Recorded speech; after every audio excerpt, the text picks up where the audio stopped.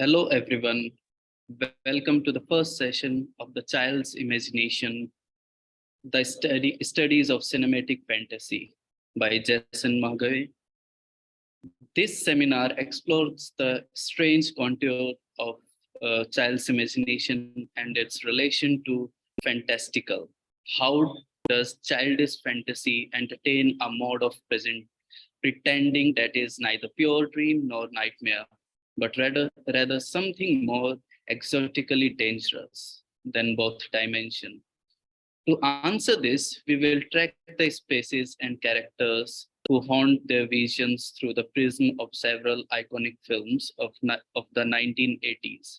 Labyrinth, The Never-Ending Story, Legend, Time Bandits, Willow, The Princess Bride, and Willy Wonka, and The Chocolate Factory, among reference to the other like the Dark Crystal, where the wild things are, the fantastic Mr. Fox, Spirited Away, Alice in the Wonderland, The Hobbit, Pen's Labyrinth, and The Wizard of Oz. These excursions into the dark and light content of childlike perception will thereby allow us to radically alter our philosophies of innocence, fear, wish, appearance. Moreover, their cinematic image worlds will come close to unlocking the child's attraction to eeriness, risk, malformation, secrecy, tantrum, wonderment, and desertion, all the while falling infinitely short as they remind us that these representations are still but the adult's imagination of the child's imagination. Hence, we might challenge ourselves to speculate what would the pure fantastical consciousness of the child actually look like. Our Bahabak Mohaghegh is an associate professor of comparative literature of Babson College. His scholarly focus is upon tracking currents and experimental thought between the Middle East and the West, with a particular attention to explore the concept of chaos, violence, illusion, silence, madness, futurism, disappearance, and apocalyptic aesthetics.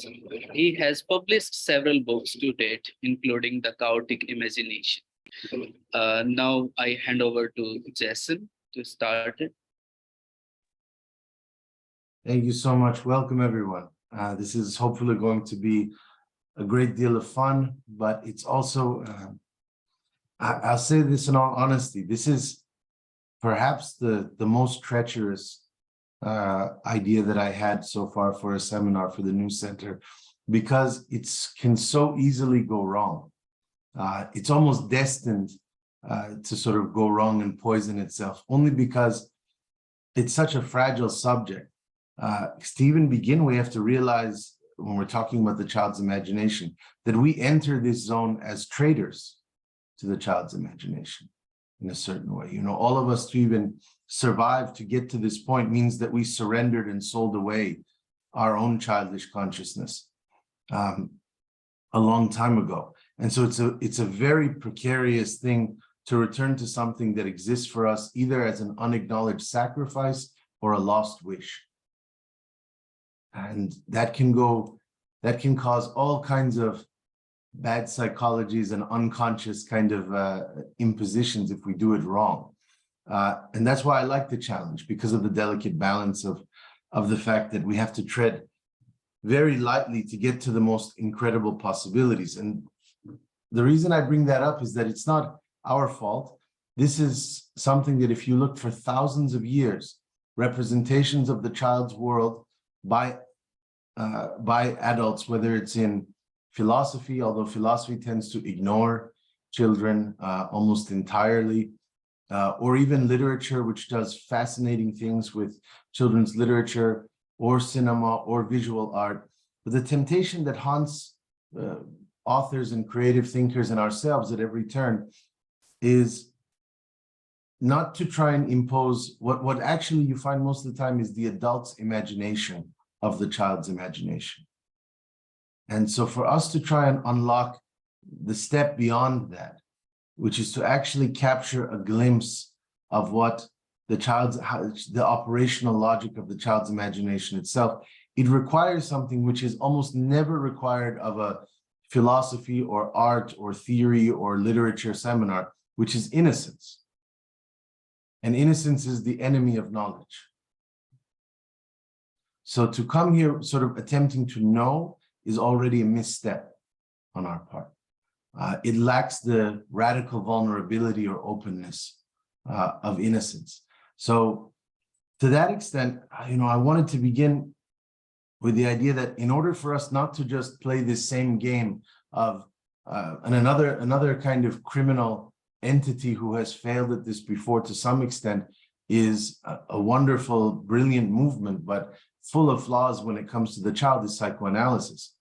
Thousands and thousands and thousands of pages of elaborate, complex, stunningly brilliant psychoanalysis of the child, none of which I think tells you much about the child, to be quiet. That sounds like a drastic indictment. I know there are brilliant insights there, but I think, again, it tells you more about the adult's imagination, of the child's imagination. The way all exoticism works, whether it's cultural exoticism, projections of the Orient, throughout history, tell you more about what's happening in Victorian Europe than it does about sort of those other landscapes or worlds. So for us not to replicate this, we have to, and there's another problem too, at a stylistic level, even the most wondrous depictions of the child's world, when they approach from the adult's imagination of the child's imagination, there's a mixture of an air of resentment and of desperation often, right? And that we want to avoid. And I think that we can do that, again, through a kind of radical innocence that just begins from the presumption that we have no presumptions, that we're entering sort of unknown territory, and that therefore we first have to, and I'll explain, I think there's very specific modes that we can do to do this, but I always like to do this to start with questions, that rather than with assumptions or sort of set concepts. So I will ask you all at the end of the session to introduce yourself. I know many of you, but I'd like to hear you. But instead of doing the anxious ritual, the sort of neurotic academic ritual of presenting your name, place, and where you're studying and what ideas interest you, I'd rather, and you can start thinking about this already for an hour and a half from now when we get to this part, I'd like to know you through a single gesture. I'd like you to introduce, and the gesture is this, that throughout history, on rare, strange occasions, you can meet the child in one of three positions of power, extreme power. The child king has existed throughout history, the child sage has existed throughout history, and the child god has existed throughout history, right? The child sage, the child king, and the child god. If you met one of them, and you can choose which one you would want to meet, what question would you ask them? If you had the right only to ask them one question. That's how I'd like you to introduce yourself sort of creatively. So we'll do that at the end. What would be your single question to the child sage, child king, child god? And you can also say which of the three you would like to meet. If you had three doors available to you. That almost kind of has a fairy tale-esque beginning for our cause. So the way that I want to introduce this idea of our method is to start from something just very, very clear. I would like us to treat the child as an extraterrestrial or alien consciousness. So as a foreign object or a foreign agent. So not sequentially or causally related to the later adult who emerges in life. Right? So let's not think of the child as a precursor. They are not our infancy or our past. They're not our origin. They are a purely altered state. Okay. So you say, well, obviously there's some type of linear relationship. I want to disrupt that idea that our childhood has anything necessarily causal or sequential to do with our adult reality. Instead, and you say, well, that doesn't make any sense temporally or as a paradigm. Give me an example. Sure, traveling between Tokyo and Prague. You do this when you travel. You move from zones, you move from realms. What does Prague have to do with Tokyo? Nothing. Maybe some type of weird global, sort of configuration of a history, certain details. But for the most part, no, you're in one place and then you travel to another place. I almost want to see the schism or the rupture or the progression from the child to adult society in the same way, right? As totally irrelevant universes, right? And follow me on this. It may not be right. God knows Freud is somewhere in his grave, infuriated at this suggestion, because his whole matrix hangs in the balance of the assumption that there is a causality there. That's where trauma lies. That's where the unconscious sort of gets buried. And he may not be wrong, but I think that happens at the threshold of the switch or the turn to adult consciousness. It's not necessarily a looking glass into what happened within the domain of the child itself. Does that make sense? And he's only really interested in the moment of the transition and beyond. Freud never treated children, interestingly. He didn't impose his psychoanalytic method on the child. So at any rate, so to say that the child and the adult, fantasy and reality are just entirely unrelated universes, Deleuze did this beautifully when he tried to say that sadism and masochism need to be perceived as not oppositional, not as mirror images, not as collaborative or dialectical, but just totally foreign tongues that have nothing to say to one another. Absolutely no correspondence or similarity. I want us to treat the child's imagination the same way vis-a-vis adult consciousness. So that means we have to arrive in their lands as strangers, and we have to assume no recognition and no resemblance to our ways. And if we want a method, then we'll need an alien technique of encounter that starts from the premise of total incomprehensibility. That's difficult for us, obviously, and we're going to fail at that because we're already in language right now. But nevertheless, we'll try our best again, if we can even steal glances at doing it right, but it's to keep that in mind. So the next premise, so if that's the first premise, that to treat the child's consciousness as an alien or extraterrestrial form of imagination or intelligence, then our function is to become the watcher. And I really love figures who are watchers throughout mythologies and histories and the storytelling. You may or may not know, first of all, saying that we are watchers, not thinkers, not theorists, not analysts, but watchers, is the most childlike form of phenomenology. Because the criterion before analysis or language or discourse, there's just beholding. And that is a childlike methodology. They behold things, right? And we have to behold them with the same sense of astonishment that they do with this. And that's sort of the key to ideas of wonder, which we'll talk about, ideas of adventure. That means also that when we are watchers, we're not trying to answer the question. And I think this is where philosophy, on those rare occasions when it tries to contemplate the child, psychoanalysis, even literature and art, when you look at medieval Renaissance depictions of the child prophet, for instance, Christ as a child and all of that, we're not trying to figure out what the child is. We're just trying to watch what the child does. That makes sense.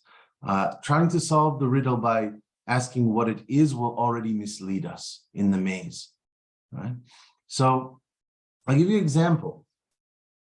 In the most infantile moment of the human, which is the fall from the Garden of Eden, right at the moment of the exile, this is in obviously monotheistic mythologies, sort of, the fall from paradise, when Adam and Eve are banished into now the new world of, and there's supposedly childlike before. They're idle, they're naked, they play sort of in the garden, they have a sense of immortality, and then all of a sudden they get initiated into this sphere of death and pain and mortal suffering, and labor, and all of these other concepts that then we associate with adult reality.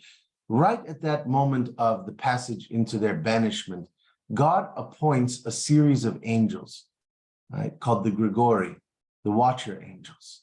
And he gives them a very strange responsibility. And I've talked about this elsewhere because it's one of my favorite images of the mythology of the garden and of paradise, but it's one that gets almost never treated by religions in any great detail because it's a very threatening idea. And the suggestion was that God appointed these watcher angels to simply look over his children who were damned and exiled now.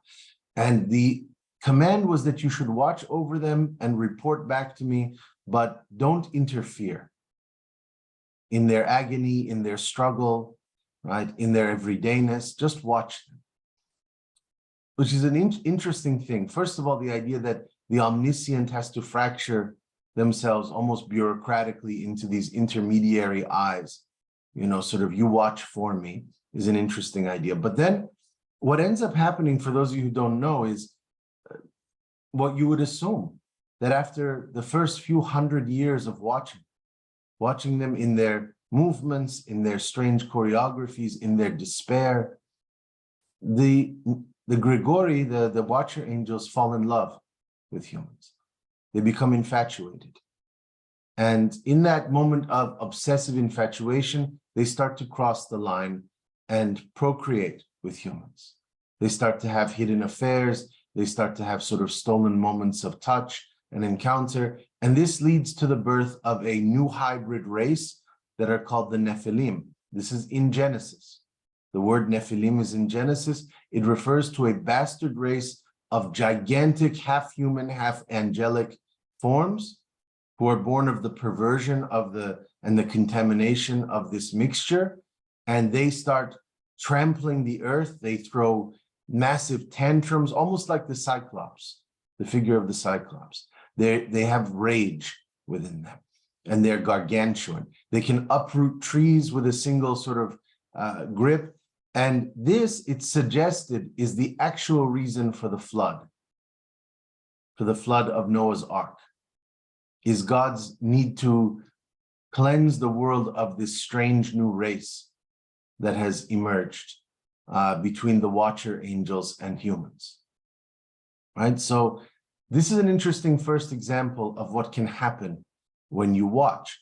And flash forward thousands and thousands of years in the timeline later from the biblical reference, and you have a strange mathematician, a mathematics professor named Lewis Carroll, except that's not his real name, sitting on a boat in a lake with a young girl named Alice. And he has nothing to do but spend time watching her. And some of you may know the somewhat eerie and bizarre history of Alice in Wonderland, that she was one of the three daughters of the chair of his mathematics department. He was a young professor who had become taken in by the family. They liked him very much. He was charming. He was elegant. He was a great thinker.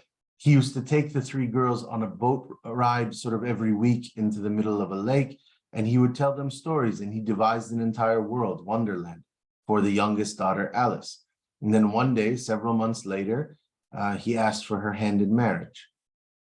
I believe she was 10 or 11 years old at the time. Right? The father was unnerved by this. It was not illegal in Victorian England, but it was still strange as a request. And he told him never to come back around. Okay? So, and the stories ended up being compiled in Alice in Wonderland. But you have to realize then the type, and Alice in Wonderland I always vouch for as far more, in far more complex ways, far more an accurate perception of the child's imagination than, let's say, Lord of the Rings or The Hobbit or any of those works of Tolkien or the Narnia series or any of the iconic children's literature that came out a little bit afterwards, which are usually based in morality. For those who don't know, Lord of the Rings by Tolkien is his trauma from World War I.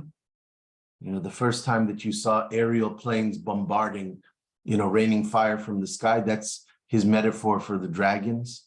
You know, his metaphor of the dragons represent that. So it's a lot of sort of traumatic adult histories that are then pouring itself through a supposedly fantastical childish hallucination. But no, Lewis Carroll is sitting on a little boat watching the eyes of this young girl, when they flicker, when they're fascinated, when she's astonished, when she gasps, and he's constructing a world that works in relation to her impulses, right, and her responses. That's why I think Alice in Wonderland has a bizarre sensitivity that actually comes very close to the child's imagination, because he's desperately trying to win her attention, right, for as problematic and potentially predatory as that is. But that is definitely, and by the way, that's actually, in certain monotheistic religious traditions, that's the exact description of how the devil functions. That the devil watches us very closely, learns what intrigues us, seduces us, arouses us, tempts us, and manipulates us like little music boxes to perfection, using the minutia of what he has studied about our constitutions, our temperaments, our desires, right?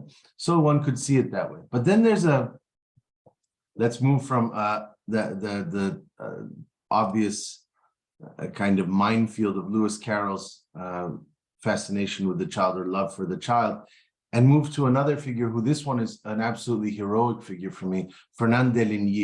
I don't know if any of you know him. Very obscure, anti-psychiatric psychoanalyst of the 20th century. So like Félix Guattari, he was someone trained in psychoanalysis, but interestingly also trained in theater and other things, but ended up running an institution for severely autistic children in France in the 1960s, I want to say.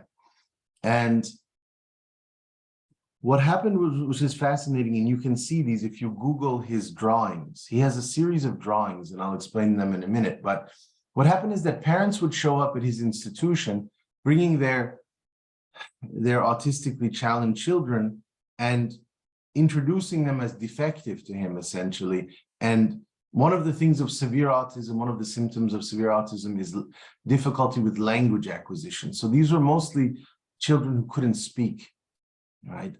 And the problem is that language is at the heart of the currency of adult reality. If you can't speak, you can't be a productive member of modern capitalist society. And so the parents would desperately show up and beg him to unlock some technique that would allow their child to speak. Otherwise, they thought they had no being sort of in the world. And he tried at the beginning, and it was horrible. It was torturous.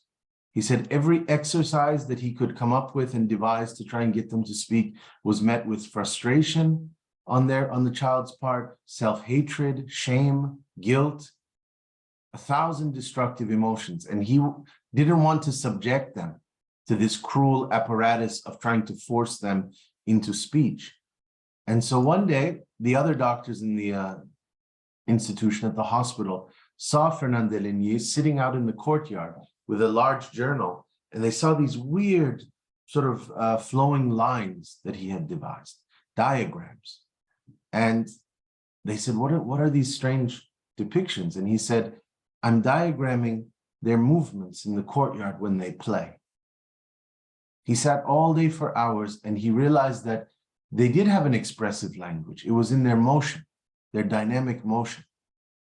And he had to become a student then of their language, the language of their movement. And there are wonderful images and even video of Deligny kind of communicating with them through their movement patterns, their rhythms, the way they sway, and all of that, their hand movements. And he did phenomenal work. Sorry, Jason? Yes. Can you write the name of the in the Deligny's, chat, please? Sure. Thank you so much. Of course.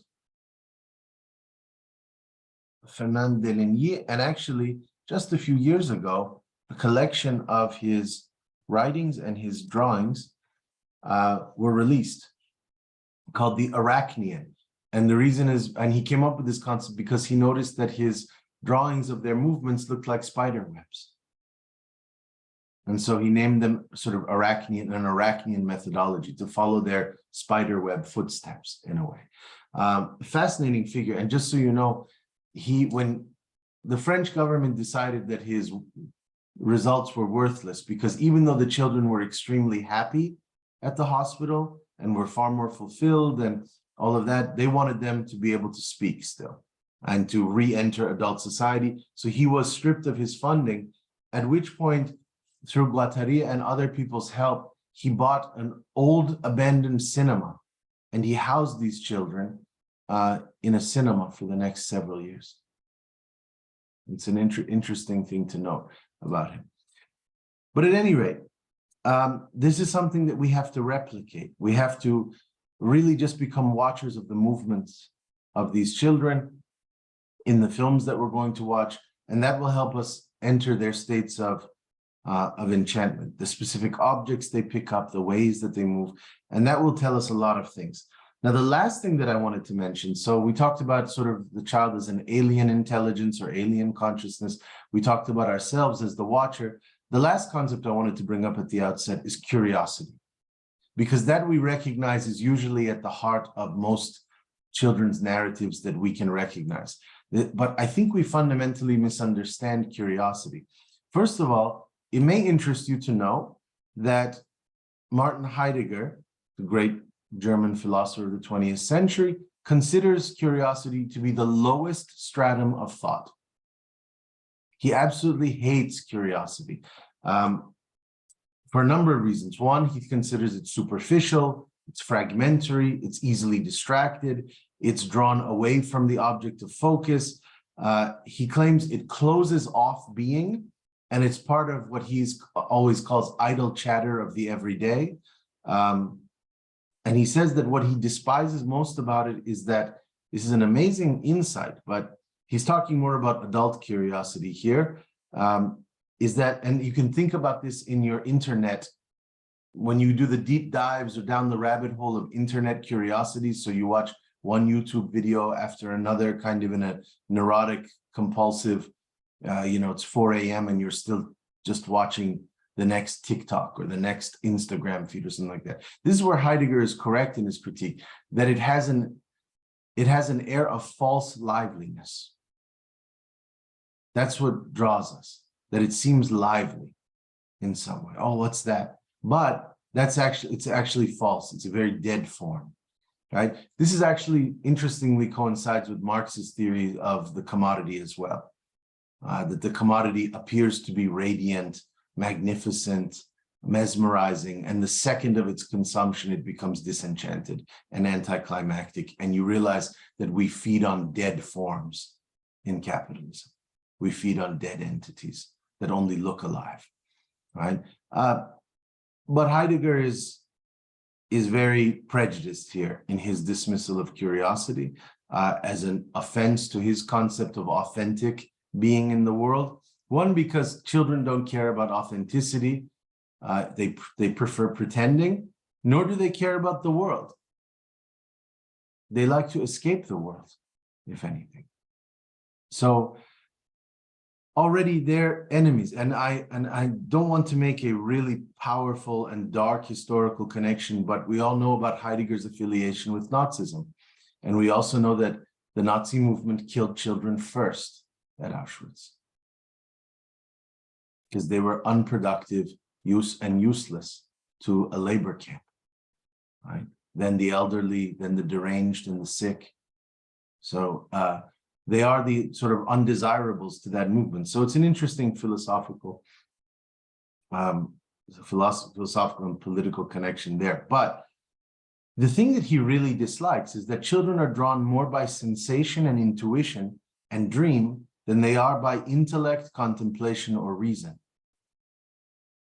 And this is an affront to the whole history of philosophy, to be drawn by sensation. I would note, though, that Socrates was always drawn by sensations.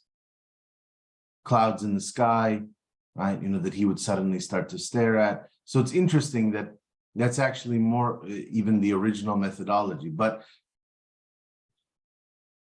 the idea that Heidegger has that curiosity is a surface movement as opposed to a philosophical depth is precisely what we're going to need, because to align ourselves with the child, and I'm going to put this in a strong way here, is to enter a state of guerrilla warfare.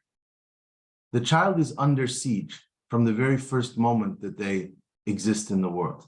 They're imprinted with the name, with a culture, with a race, with an ethnicity, with 1,000 codifications, right? And they're at war with those from day one. And so the child is outnumbered, is outweaponed, which means that they require, like every guerrilla war sort of scenario, they require irregular and asymmetrical tactics of resistance. Curiosity allows this, because the methodology, if you don't know about of guerrilla warfare, is to strike or infiltrate and exit quickly. So it's an art of disappearance above all else, and escape, but escape as a survival mechanism. The problem with most adults' imagination of child's imagination is that when children run into the forest in the fairy tales, we think they're running as a kind of luxury. They're running for survival, to survive the horrific brutality and oppression of our adult reality, right? So we shouldn't misunderstand this fact. The child suspects, and I would say rightly so, that what we call reality is nothing less than absolute deathliness. So it's a matter. So curiosity becomes a matter of life and death because it allows them to elude capture. Switching one's gaze, shifting one's territory, following a creature or a song, becoming captivated by a drifting natural element like the wind or the rain or the clouds. These are all survival mechanisms, right, of guerrilla warfare.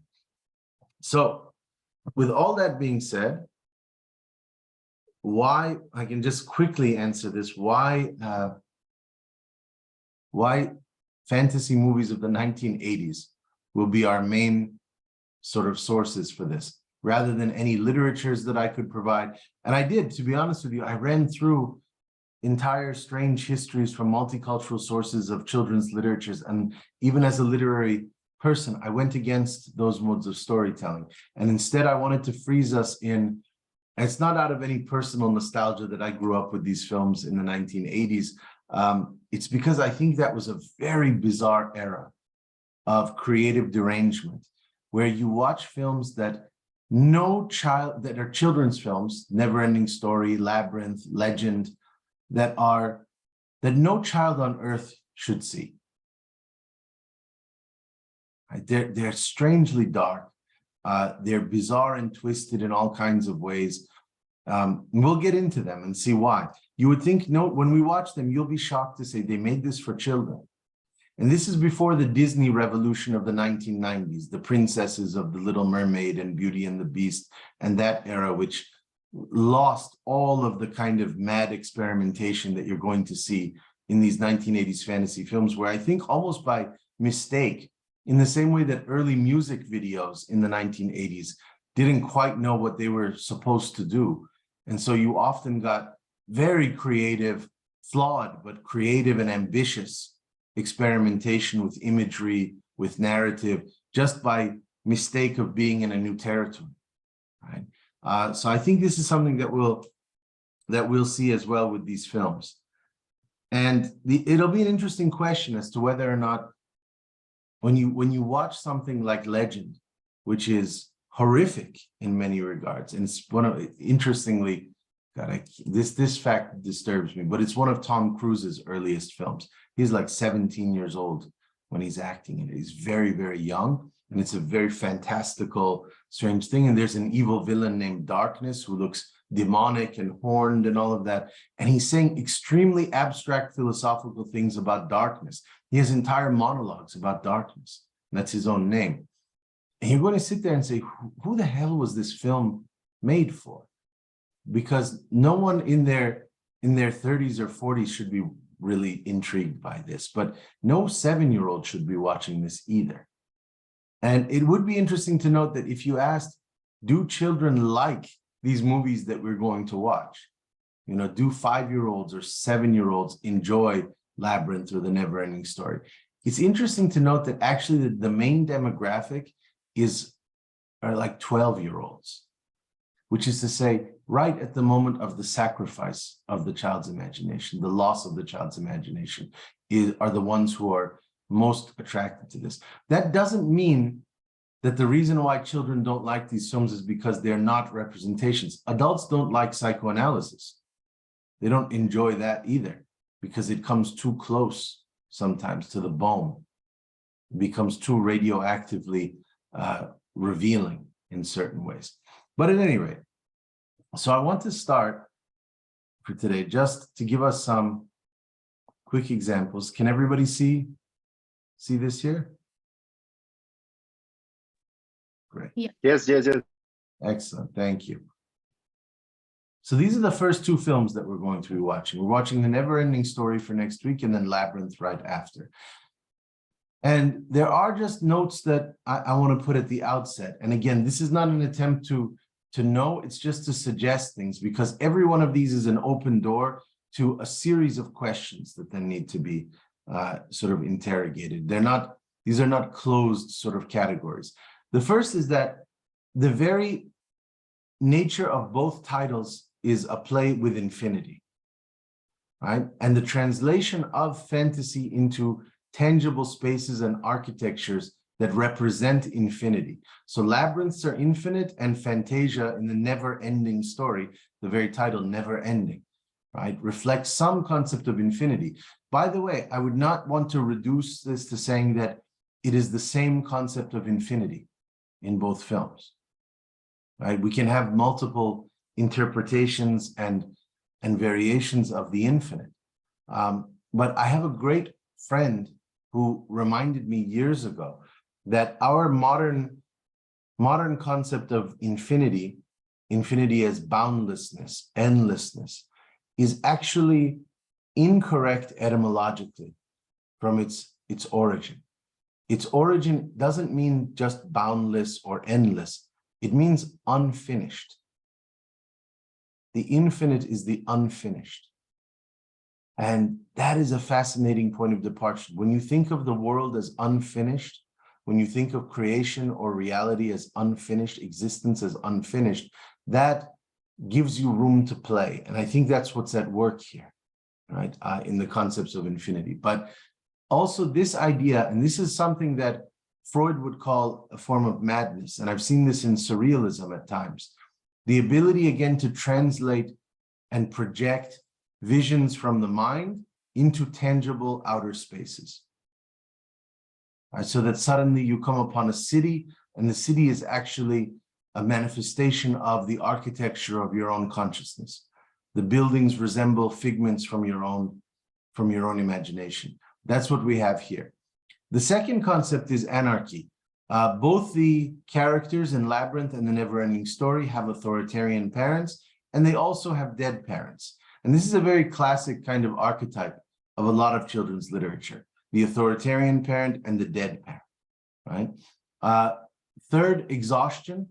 Both the characters in Labyrinth, this young woman and the young boy in Neverending Story, they hold contempt for everyday routines.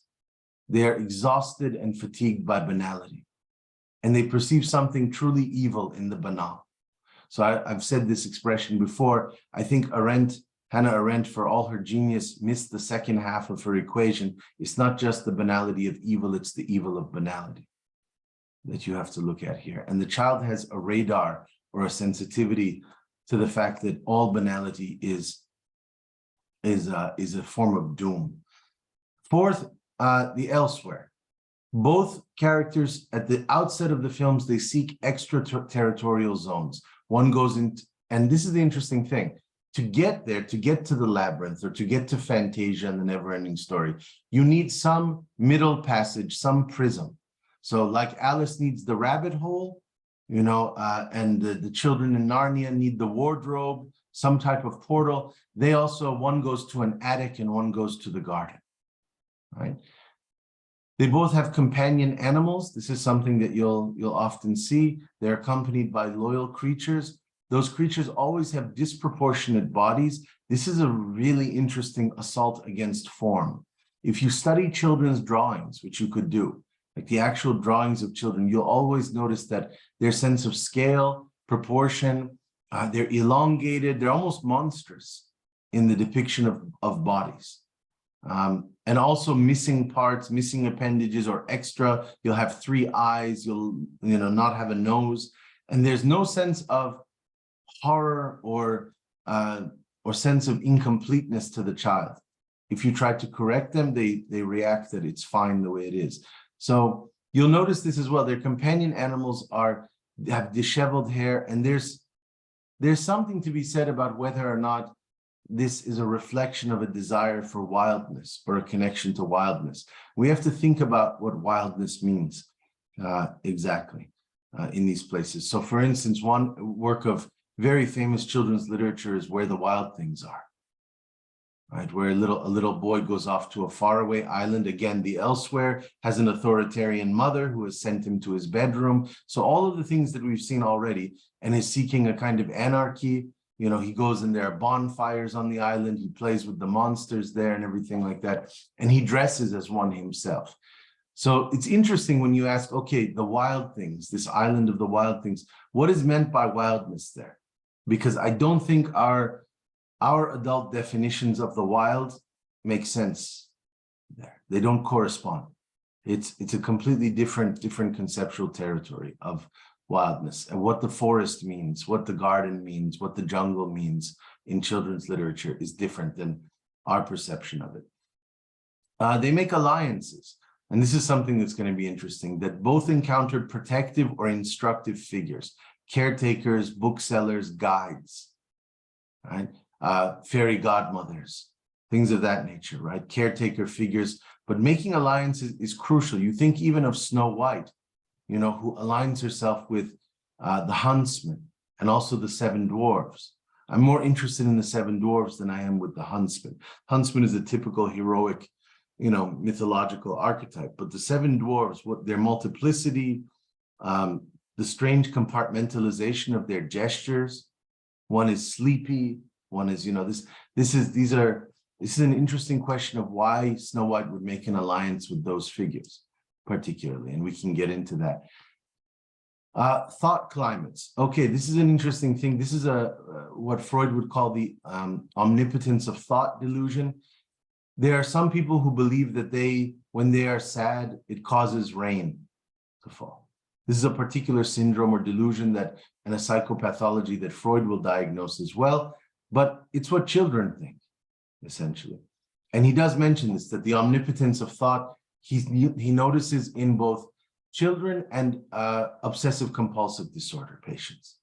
So people who think that if they wash their hands 7 times in a row, something bad won't happen to them. Almost a kind of superstitious logic of certain patterns or rituals that will then transfer a wish from the mind to reality. The problem is, if you notice, most obsessive compulsive disorder is an attempt to avoid negativity or destruction or doom. So it's highly neurotic in its nature. That is not the case with children who think that they can manifest or crystallize sort of things. So both get caught. We'll notice that the characters in both these films, they both get caught in storms, rain, lightning, wind, swamps, and that these are just geo-projections of their own imagination or their words. Now, this is crucial too. We're going to talk about language here for the child. Oftentimes, words will create these atmospheric revolutions in reality for them. So we'll make rains fall, we'll cause storms, we'll cause skies to open up. Both of the characters have a magic book, and there it is. You'll notice that. And this is interesting because we're a group of readers here, all of us here. But we're not doing this. I mean, if you ask yourself at what point, I know you all probably collect books and you like books and you order books on Amazon and you enjoy books. But all of those pleasure principles are of the collector and of the scholar and all of that, the thinker, are not the same as the magic book of the child. Right? And so how is this a different orientation to textuality? again, there's a certain omnipotence of the text that exists there, and the idea of language as a transportative phenomenology. So something that carries you, a vessel, makes you a passenger in a certain way, right? So that's a very interesting thing for us to think of, because we don't think of books necessarily as passports of a certain kind, but they do for sure. Countdown. This is interesting. In terms of the temporality, we're going to see a million types of time that will manifest in these films. But one of them is that they share is that both have a countdown. There's a descending clockwork universe that's winding down to the end of worlds. So the main character in Labyrinth, this young woman, this young girl, she has 13 hours to solve the labyrinth, and Sebastian, who's the young boy in Neverending Story, also has until the end of the night. And if we think of the Cinderella sort of story, then we can think about also this sort of strange countdown clockwork universe. It gives us, in that way, this is an interesting thing, because almost every philosopher agrees on this one point, that part of what we call adult society or reality is a denial of death and the denial of mortality, and the desire to avoid, like the plague, the recognition or the awareness that we are counting down towards our own expiration, right? Our own disintegration from the world. Society distracts you from the feel of the rush of the sands of the hourglass, and that we're on borrowed time. And that, as Blanchot would say, it's not death you have to worry about, it's the dying. Death is too absolute and flat a concept. By the time death arrives, you're already gone. Don't worry about it. But be worried about the dying, because you're in it right now. So these urgencies kind of the countdown universes of Labyrinth and Neverending Story and other children's fairy tales, it tells you that actually there is a more powerful relationality to their own finality, their own fatality, right? And the way children approach death is a very fascinating thing. They're the only entity other than animals, domesticated animals like little dogs, who will play dead. Right? Adults don't play at death. They cathartically represent it in their movies and in their dramas in a melodramatic kind of way. They simulate death. That's different than playing dead. Children play dead, you know, and there's something more intimate and strange about that. Both have characters have an ultimatum. They must execute a quest or fulfill a challenge of some kind. Both, and this is a really interesting question, and this is going to bother some of my anarchist or Marxist friends in the room, and I'm with you on this, but I want us to really challenge us to ask this question.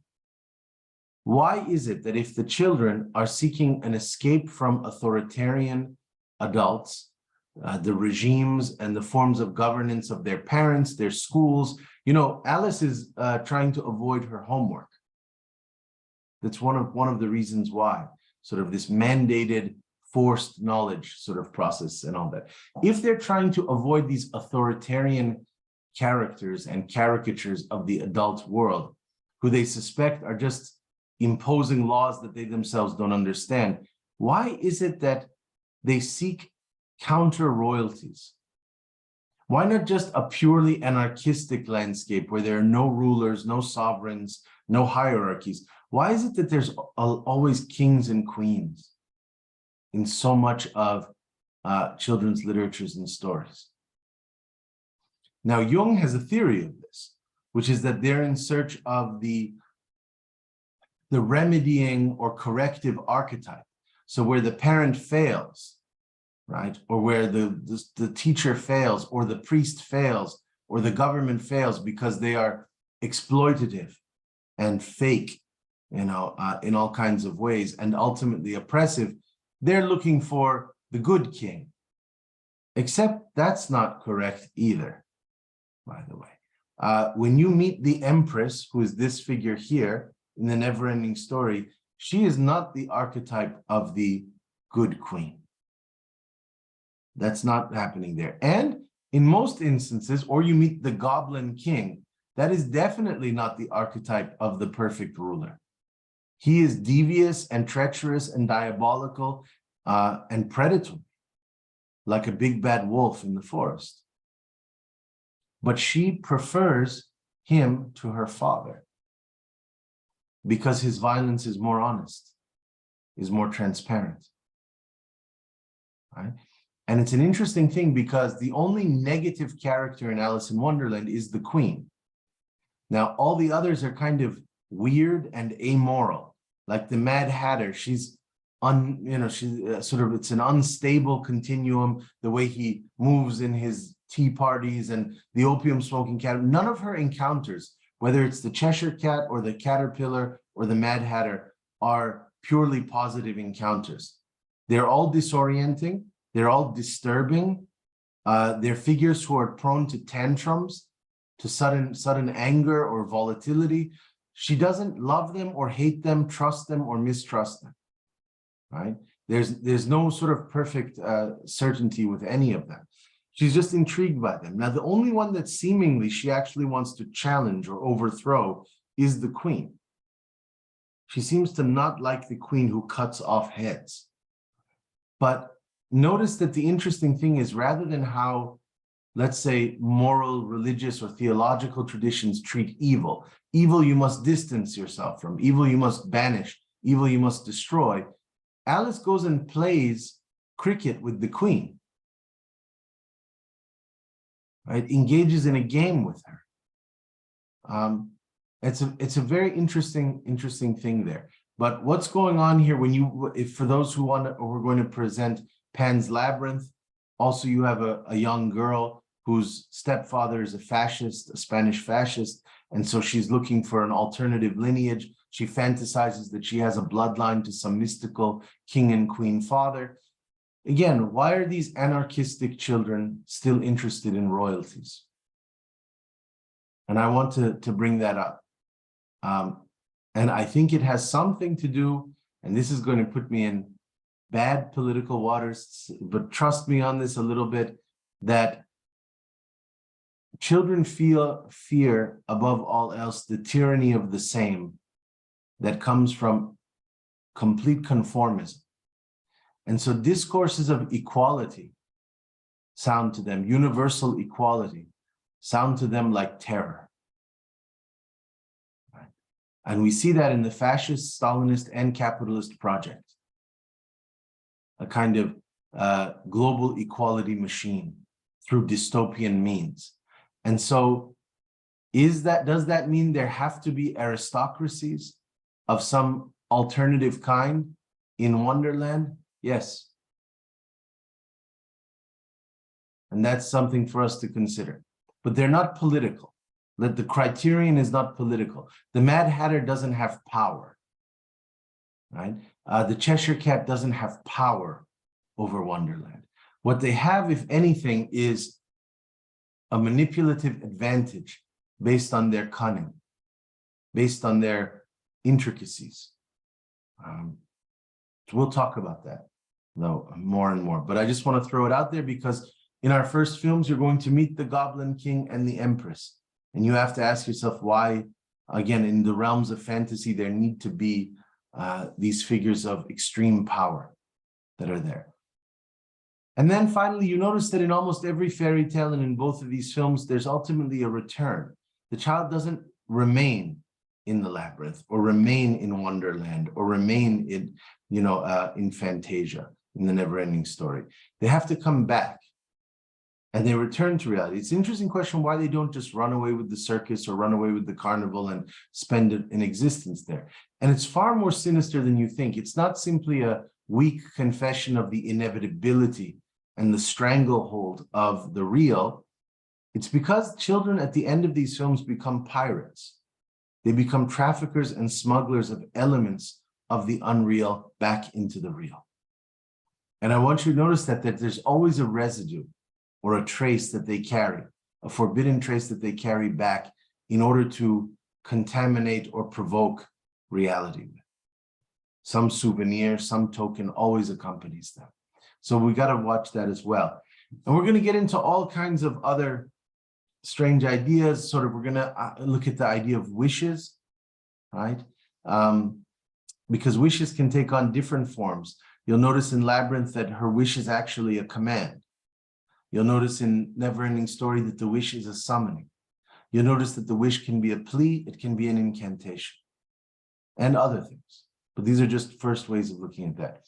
Gifts, we're going to talk about this in a minute. They're both given gifts at the outset. Gifts are tied to the chance. You have one chance to find this. You have one chance to meet this person, right? That's always an interesting idea. And games are interesting. We're going to talk about this. Baudrillard had a very enigmatic saying once. Jean Baudrillard, he once said something to the effect of, beware things that are reversible, beware things that are irreversible. And I've never seen that taken more seriously than in the child's imagination. There's a constant possibility of the reversible and the irreversible. So Lewis Carroll in Alice in Wonderland, actually at the beginning of Through the Looking Glass, his counterpart to that. It's interesting, when Alice meets these two twin children, Tweedledee and Tweedledum, they warn her of something. They tell her basically that Wonderland is an open-ended, indeterminate zone of multiple circumstances. It's a chaos. It's a chaos territory. Nevertheless, there is one rule that governs it. Always say what you mean and mean what you say. And what they mean by that isn't truth. That's the thing, because you're supposed to lie and pretend and delude and shapeshift in Wonderland and Through the Looking Glass. You're supposed to distort things constantly. So it's not truth. What they mean is that beware that there's an instantaneous synchronization between thought and event in Wonderland. So if you think something, it means you've already said it, which means you've already done it. It's happening. It's already in motion. So the child can't play at this pathetic, fractured adult game of repression, where we think something we wouldn't say, we'll say something we would never do, we would do something that we nevertheless won't think about. This is the ridiculous charade of human psychology. And what they're saying there is, no, the second an idea or an image creeps itself into your consciousness, it's already materialized before you. You're already encountering it or confronting it in Wonderland. So mean what you say and say what you mean means these are irreversibly, sort of irreversible incidents or events in that regard. But once you meet them, you can reverse them. You can undo them. You can transform them through spells of different kinds, right? So that's the interesting interplay I want to get into there. So many children's films, children's literature deals with poverty, and that's an interesting one too. Poverty also has a very important moment in the history of religions as well, right? If you look at the poverty of prophets, many of them are slaves, many of them are orphans. So we'll talk about that because that's interesting as well. There is a connection between the prophet and the child, which I don't know how much time I want to spend on that at some point, because it takes us more again to the adult's imagination of the child's imagination. But to me, it's not a coincidence that prophets tend to have extreme relationships with children, like excellent relationships with the child's imagination. There's also excess. So children often are impoverished, but then there are banquets and feasts and moments of extreme excess. Abduction is a very, very prominent theme. They get kidnapped, they get stolen a lot. And the question of whether or not that is how they view what Heidegger would call being in the world in his glorious kind of connotation of it, whether or not kids feel that the very second that they're in the world, they're abducted. He calls it a thrownness, that we're thrown, right? But their view is more that they're taken or stolen. And dealing with predatory species, the tantrum is something I really want to get into at some point, when they throw their temper tantrums. Interestingly, in the most infantile moment of God in monotheism, God throws tantrums in the Old Testament when he's young still. He's a child God, in a sense, or he's in his sort of youth. By the time you get to Christianity, becomes a merciful grandfather figure. By the time you get to Islam, he's a pure abstraction, of just pure power, a sort of legendary power. But in the Old Testament, you'll see flashes of temper tantrums, where God becomes emotionally volatile, has moments of anger, has moments where he burns cities down, and all of that. We'll get into the idea of the tantrum and secrets. Children love to share secrets and to leak secrets, to secrete the secret. But I just want to say quickly then, let's do this, and then we'll move to your questions for the child king, child sage, or child god. The opening scene of Labyrinth, you have this young woman who is playing out the scene from the book that she's been reading, the book called The Labyrinth. And this owl, later you will find out, is the Goblin King. It's one, just like a vampire transforms into a bat, he transforms into an owl. She's talking, she's reading the scene, and this is the scene that she proclaims. She says, "Give me the child. Through dangers untold and hardships unnumbered, I have fought my way here to the castle beyond the Goblin City to take back the child that you have stolen. For my will is as strong as yours, and my kingdom is as great." She hears thunder and lightning. She thinks, she forgets the last line. Now, this is an interesting thing. She always forgets the last line of this scene. It happens throughout the film. She can never remember the last line. She says, "I can never remember that line. You have no power over me." Right? And then she runs away because it starts to pour rain. This is the opening scene of Labyrinth. One, what's going on with memory? Why that last line is an unutterable or unspoken sort of thing. Children are often, notice this in superstitious fables, they're very tempted by the unspeakable. So the second that someone says, if you say this line, then some mysterious being appears. If you say Candyman 3 times, the Candyman will come and haunt your dreams, or take you in the middle of the night. That's something very interesting that we have to look at here. But notice that she's playing out this kind of ritual storytelling herself. And what happens then is that by that evening, the Goblin King appears. So again, she set it in motion. There's no free tickets, no free rides, no voyeuristic, parasitic, I'll just read a book and there will be no effect. To read the book is to create the world, is to summon the world.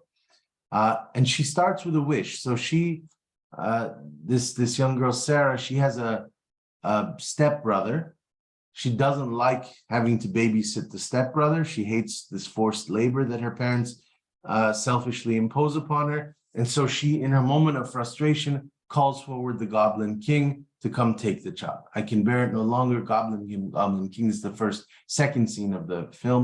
"Take this child of mine far away from me."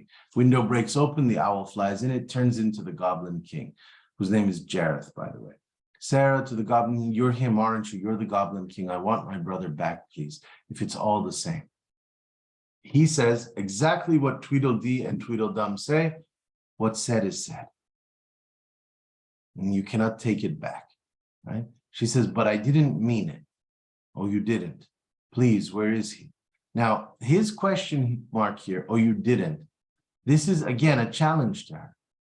She's trying to hide from the fact that she did mean it. She just doesn't want to accept the consequences, right? Interestingly, in existentialism, they refer to this as bad faith, right? A moment where you say, you tell your friend on the phone before class, "I have to go to class." You don't have to go to class. As Sartre would say, you could always kill yourself. At any moment, even the most extreme moment of constraint, of genocidal threat, you have an option. You have freedom at some level. Right? Now, that's a very problematic philosophical theory, but it's an important one. And it's not wrong to say that. So anyway, she says, "Please, where is he? You know very well where he is. Please bring him back, please." All this is suggesting, you know very well, you're him, aren't you? That she knows exactly what has happened. and she's feigning surprise. She recognizes him as the Goblin King, right? She knows that where the child is. So this is interesting, why a child will strategically feign surprise. And we'll talk about that. And it's not repression, which is what adults do. He says, Sarah, go back to your room, play with your toys and your costumes, forget about the baby. She says, I can't. So I brought you a gift. What is it? It's a crystal, nothing more. But if you turn it this way and look into it, it will show you your dreams. But this is not a gift for an ordinary girl who takes care of a screaming baby. Do you want it? Then forget the baby. And she says she can't.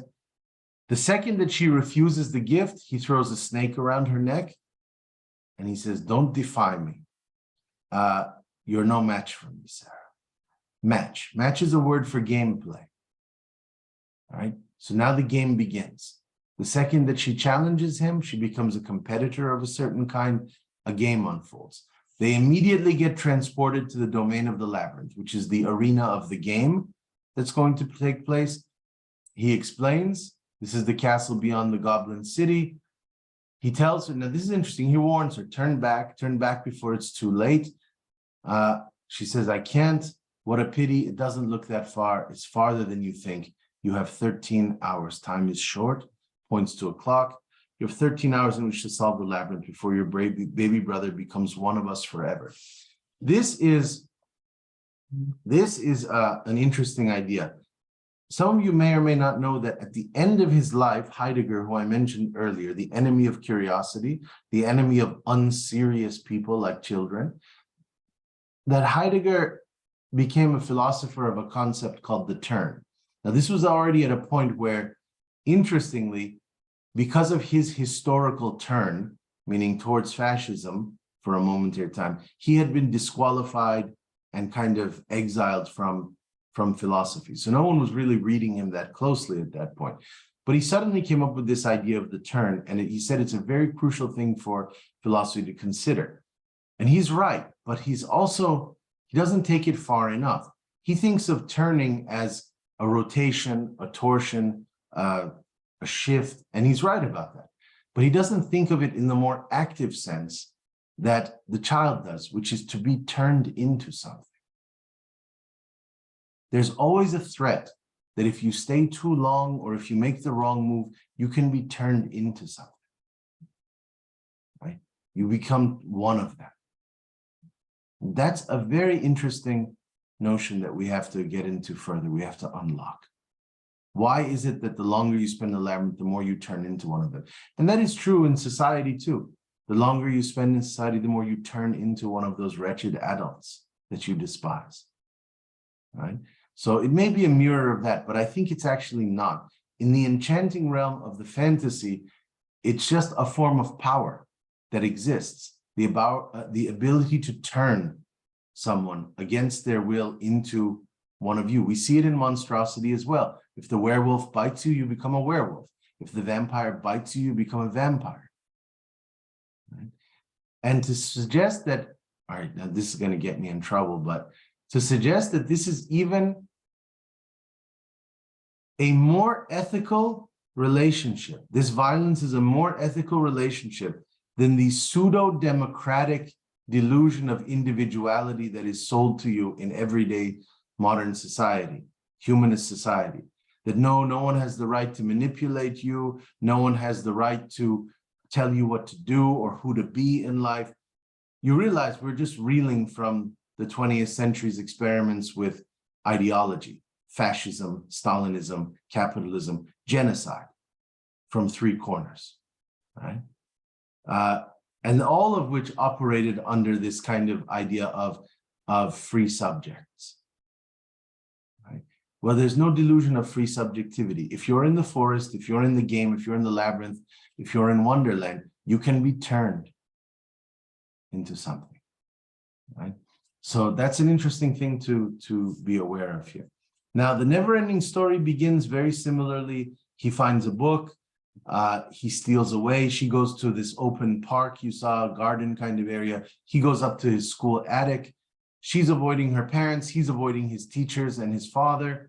They both have dead mothers. And he runs up the stairs and it says this. We'll read the first scene. This is from the screenplay. Bastian runs up the stairs leading to the school's attic, finds the key and goes inside. There are all sorts of old scholastic objects in the attic. He finds a stack of old gym mats and pulls one out. He sits down and pulls out the book. Then he begins reading. First lines of The Neverending Story. It was midnight in the howling forest. The wind whistled through the tops of the ancient trees. Suddenly, something enormous crashed and rumbled through the eerie woods. Fade out to Fantasia. You get now a look at Fantasia. There's a meeting being held because Fantasia is dying. And this is going to be an absolutely captivating thing for us to contemplate. Whereas the villain in Labyrinth is consolidated in a very tangible figure of this charismatic, seductive, bizarre goblin, androgynous goblin king played by David Bowie, right? In Fantasia, in The Neverending Story, the enemy is called the Nothing. It has no face, it has no identity, it has no clear consciousness. It's represented as dark clouds that gather in the sky and disappear things, fragment and then sort of evaporate things into thin air, consumes them and engulfs them in clouds and mist and fog. So this is a brilliant sort of notion. The enemy is this strange, abstract materiality called the Nothing. So all these people have gathered, all the different peoples and races have gathered at this assembly here, and Bastian continues reading. And they're in search of a hero, and the hero is a young boy named Atreyu. Also, interestingly, quite androgynous. It's hard to tell if it's a young boy or a young girl. I actually thought it was, when I was a child watched this film, I thought it was a girl for many years until I've discovered it was a boy actor. At any rate, the Empress had already sent for the great warrior. When he finally appeared on the terrace of the ivory tower, he carried with him the hopes of all Fantasia. A view of a young Indian boy, that means Native American here, walking up the stairs to the old man. A little boy, close-up of Atreyu as the old man speaks to him. I'm sorry, but this is not the time nor place for children. I must ask you to leave. If you don't want me here, you shouldn't have sent for me. It was not you we sent for. We wanted Atreyu. I am Atreyu. Not Atreyu the child, Atreyu the warrior. I am the only Atreyu with the plains people, but I'll be happy to go back to hunting the purple buffalo. No, wait. Atreyu pauses as the old man continues. Come back, please. Atreyu walks back up the stairs. The old man looks at him more urgently now. If you truly are the Atreyu we sent for, would you be willing to go on a quest? Yes, of course. What kind of a quest? To find a cure for the Empress and to save our world. No one can give you any advice except this. You must go alone and you must leave all your weapons behind. It will be very dangerous. Is there any chance of success? I do not know, but if you fail, the Empress will surely die and our whole world will be destroyed. All right, that's a lot to put on the shoulders of the child in scene 2, but that is the stakes, the high stakes, the life and death stakes of what's happening here. Interesting that you must go alone. Solitude is a very important question for us to look at, right? The child in solitude, the child who hides in the closet or goes under their bed or goes under a blanket, where the child carves out moments of privacy, of what Gaston Bachelard, a great thinker, called intimate immensity. Right? That if you want to create a universe, it has to be highly constrained, intimate, like a little corner of the house that you find for yourself, and you can transport yourself through that. So that's there. Now, very quickly, and then I'll open it up to your strange questions. There is a figure by the name of Edward Gorey. Have any of you ever heard of Edward Gorey? He's a drawer, sort of a very kind of weird drawer of the 20th century. And he depicts children's narratives. And he has a particular one that I just want to read with you quickly called The Hapless Child. Can you all see this new image that's here, the black and white image? Good. All right, it's very short, but just to go through very quickly the hapless child. He says, there once was a little girl named Charlotte Sophia. Her parents were kind and well-to-do. She had a doll whom she called Hortense.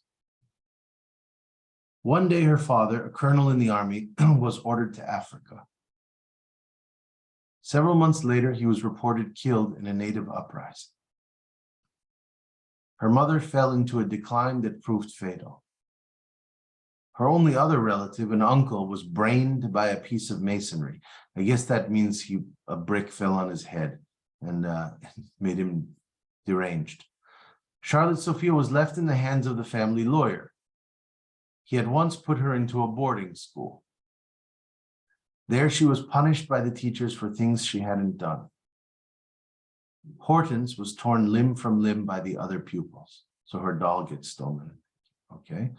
During the day, Charlotte Sophia hid as much as possible.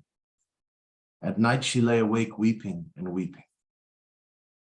When she could bear it no longer, she fled from the school at dawn. She soon lost consciousness and sank to the pavement. A man came and took the locket with her parents' pictures inside. Another man came from the opposite direction and carried her off. He brought her to a low place. He sold her to a drunken brute. Charlotte Sophia was put to work making artificial flowers.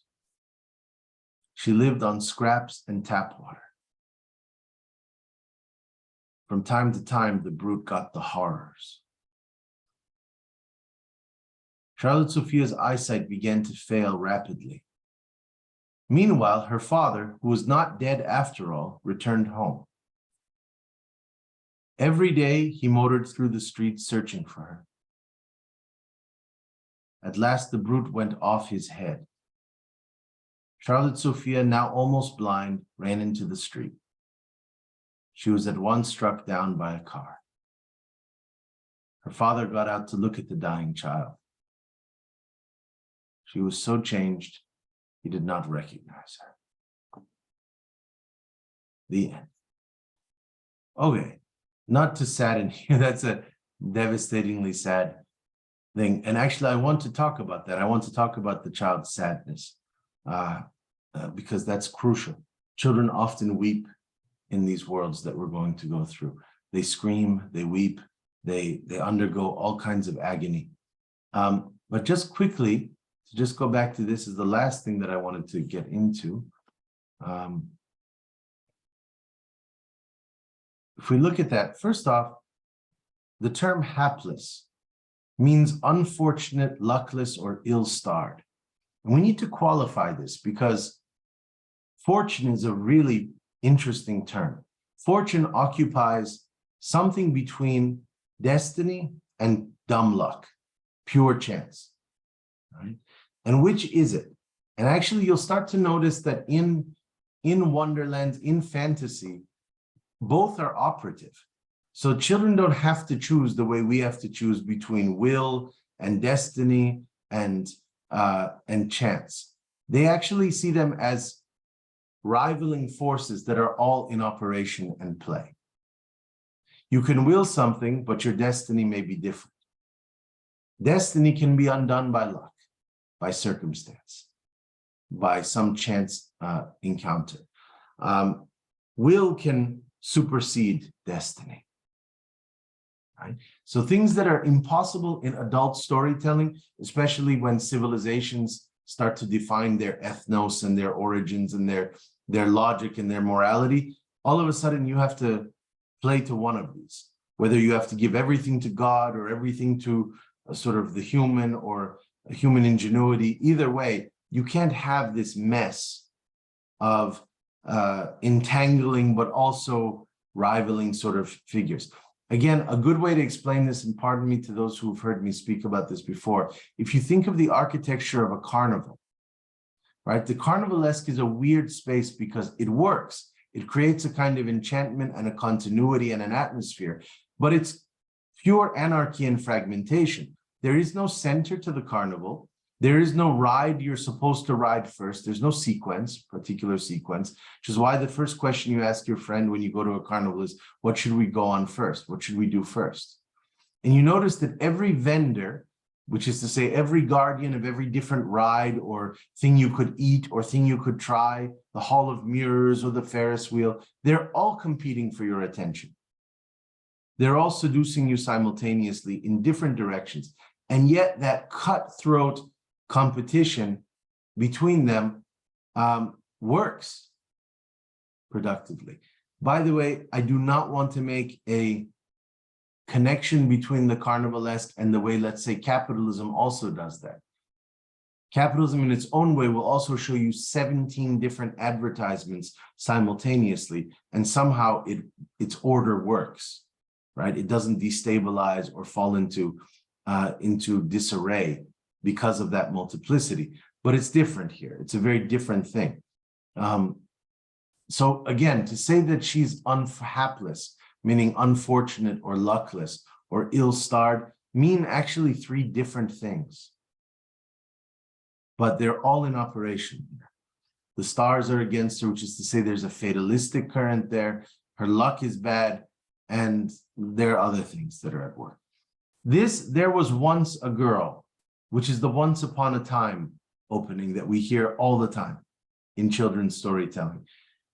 Just to qualify this, the best way to understand once upon a time is that it's not just an impossible temporality, a hypothetical time scale or time space that didn't actually exist. It's not just an impossible temporality, it's a temporality of the impossible. It's precisely the moment when the impossible becomes possible. And this actually, for those in the room who want a philosophical resource to accompany this, this became one of Bataille's greatest questions. If you read Inner Experience or Guilty, he's absolutely intrigued by that split-second occasion when impossibility becomes possible. Quote by Bataille, "The skull of God bursts and no one hears." Right? He's looking for that crack. He's looking at that shattering moment when the impossible becomes material in some way. Right? You can hear the skull of God burst. Right? So this is interesting because that's what Once Upon a Time always opens onto, is a temporality of the impossible. Notice that it is always temporary. It's never permanent in the child's imagination. It's a window. It's an interval. It's a duration, just like a spell. It doesn't last forever. It's not supposed to, because it's never supposed to be the rule. It's supposed to be the exception to the rule. And the great luxury of fantasy is that it remains the exception to every rule. The second you try to turn it into the rule itself or reality itself, it will become corrupted and it will become a reality principle. There's often in children's storytelling the reference to a golden age. So a moment when the family was well, an origin story where everybody was happy once, in the fairy tale, and then it gets corrupted and degenerated and degraded, right? It always splits and goes wrong. By the way, this is also at the heart of all origin stories of culture and civilization. This golden age, that's what festivals are based on. Festival culture is a ritualistic resurrection of the lost golden age of the ancestors. Ancestors who, by the way, sounds like children's stories, usually have paranormal and supernatural abilities. Look at even that the Old Testament can't escape this logic. The original prophets lived for hundreds and hundreds and hundreds of years. Right? Adam lives for like 800 years. Abraham lives for like 600 years. Right? And the declining ages, paranormal, supernatural, superhuman ages of the prophets signals the aging of the religion itself in its storytelling mode. It's becoming more humanized. It's becoming more reality bound. And it's going to then soon, is it any coincidence that the Old Testament, the moment when the sacred prophets stop living for 600 or 800 years, you enter which book? Moses' laws, Deuteronomy. The law comes in. right? So you go from fantasy, this sort of fantastical realm of weird ancient ancestors who sacrificed themselves for us to be born, and that prototype is lost then, those magical kind of prophetic figures, and then we come about. So that's an interesting notion. In religion, however, it's almost impossible to resurrect or resuscitate those prototypes, and in festival cultures, civilizations can only simulate them. But in the child story, you can actually go meet them again. You can have an encounter. There's a different typology there, right? The child precisely wants to meet the empress or the lost sort of figure that in our myths and in our festivals and in our religions are gone forever. They're irretrievable to us. Accident is really important in this story of the hapless child. The father is supposedly killed in an uprising. The mother falls ill. The relative is injured by something falls out, and the child is ultimately run over. Look at the extent to which the accidental operates throughout. So that's going to be important as well. The orphan is something that is very, very crucial, the figure of the orphan. Notice, we'll talk about this, childish sadism, right? Bullying, sort of. So she experiences this. This you see all the time. You see it in the Cinderella story. You see it in all these things. Children bullying other children. And to some extent, when you ask yourself, why are children so violent towards one another? There's many options that we could interpret that, and we will. We'll look at the role of violence. But bullying in particular, which is the least interesting form of violence in the child's experience, is actually precisely an initiation rite into adulthood. Part of the way in which you prove that you are an adult is by torturing children. So for those children who want to act like they're becoming grown and they want to show power in society, they have to learn how to mutilate the child. So that's part of it. But it will be interesting when we look at figures who hunger to eat children or to capture children. That's all over the place in the films that we're going to watch. And it's very different than the sadism of a death squad or a gulag or a concentration camp. I do want us to be careful there. There are often almost prophetic or predictive, brilliantly predictive semblances in children's literature. For instance, Hansel and Gretel, there's a witch who wants to burn them in an oven. And you could look at that as a signal towards the crematorium of the Nazi era. Right? I'm not saying that's wrong, but it's also not the same thing exactly. The witch is not the fascist in the forest. And part of the reason, we'll talk about this, is the intimacy, that the witch doesn't see herself as the radical antagonist or enemy of the child, but desires the child in all kinds of ways, to collect them, to interact with them, to teach them, and to devour them, which is even a form of intimacy, right? Look at the runaway, the fact that, and we're going to talk about the child's sadness. She runs away on a few occasions. What happens to her immediately? The theft of something intimate. Her necklace is stolen. At school, her doll is stolen from her, right? This is also something that we're going to talk about. The children, you'll notice in children's stories, they often lose something, a trinket or a sentimental device that operates like a kind of talisman, a charm of some kind. But they have to get it back a lot of the time. Look at what they fear most in this story. One, being abducted, so child slavery. And the history of child labor is something horrific that is definitely in the back of our minds, and it's in this story. She's made to make paper flowers all day. We still live in a world of mass production of sweatshops where there's child labor. And so starvation is often in the storytelling of this, blindness, and really what they fear most is to meet the adult in their moment of traumatic experience. So when he says the brute, the drunken brute sometimes had the horrors, which is to say some type of demented escapade of traumatic behavior, post-traumatic behavior, right? So involuntary flashbacks, whatever type of psychotic episodes that the drunken brute who abuses her undergoes, that's actually more horrific for the child. Notice that's when she escapes, not just because it's convenient, but because it's unbearable. Meaning watching adults in their psychological trauma is more horrific than being starved or going blind or being enslaved to labor. That's how much they detest and hold in contempt our horrific psychology. And lastly, there's always the threat of the early death. Right? That's always looming here. And there's nothing more, to this day, even in our own moral and sentimental adult universes, it is privileged as a highly rare and disturbing, ultimately disturbing event, the death of the child. Right?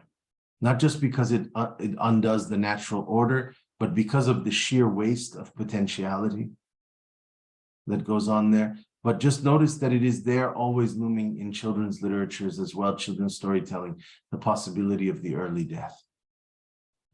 Right? So I'll stop sharing. And James, you had a question you wanted, or a point you wanted to raise?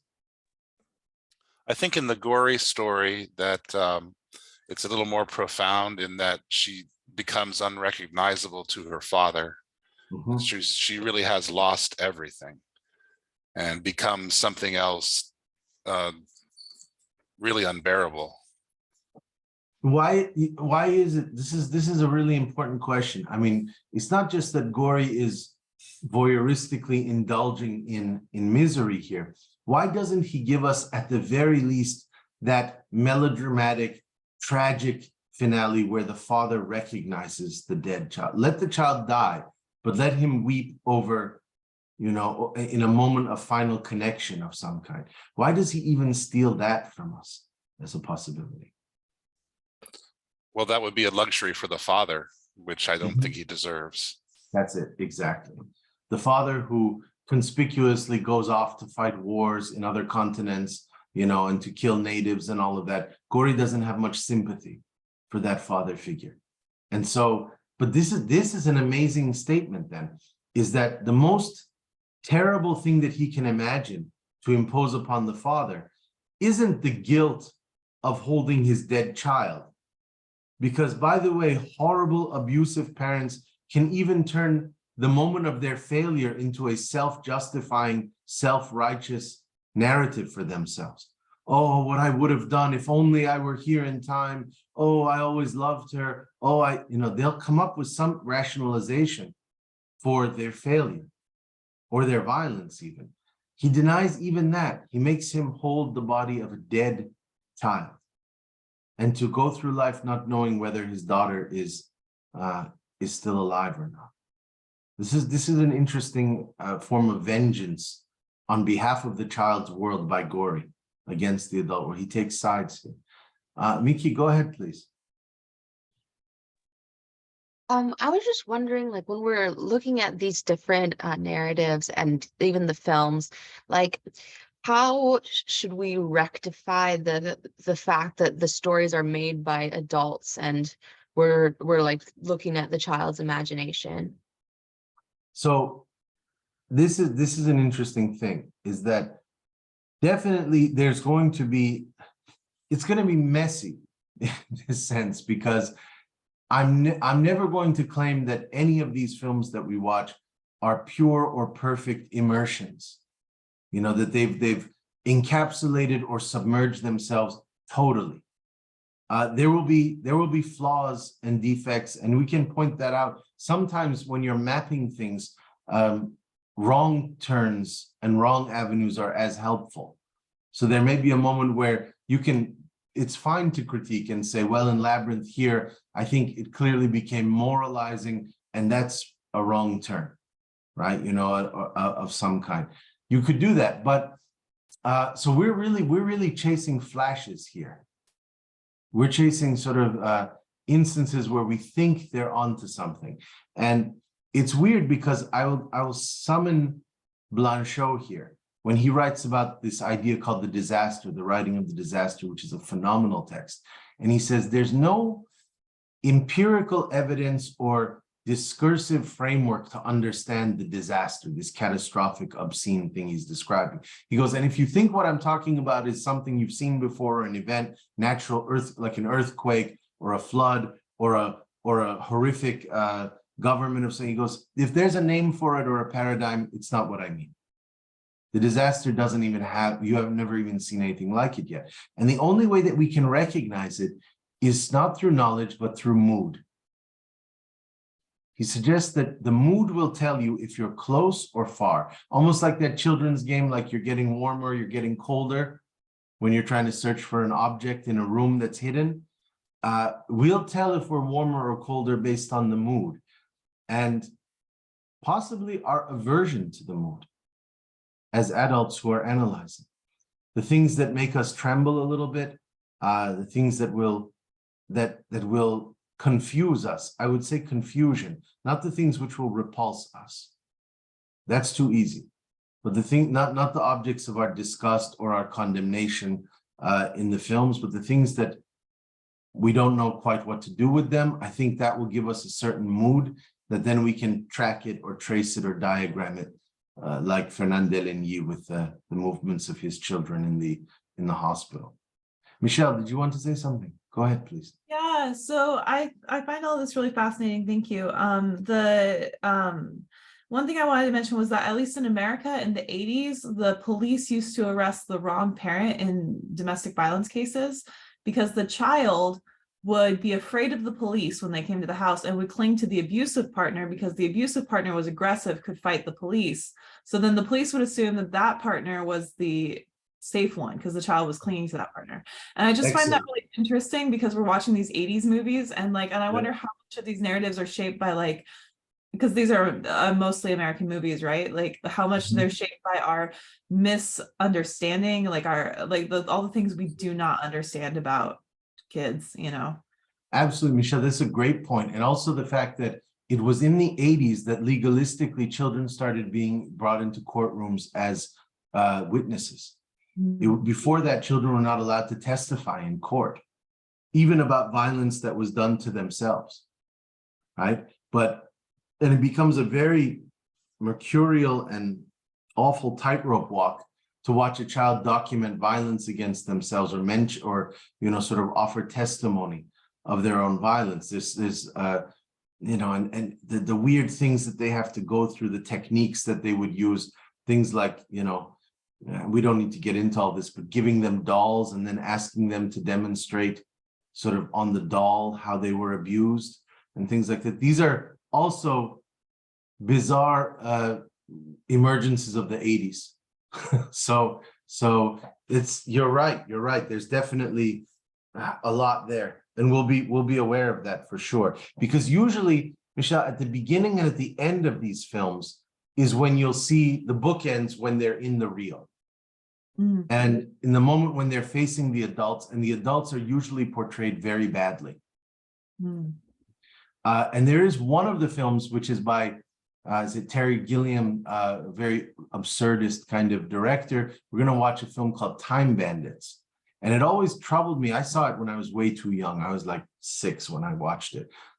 It's eerie and bizarre, time travel, but also just lots of monsters and things like that. But at the end, basically, I think I'm going to ruin it, but it's at the beginning too. The child's parents get turned into like crabs or lobsters when he comes back. And he's totally okay with this.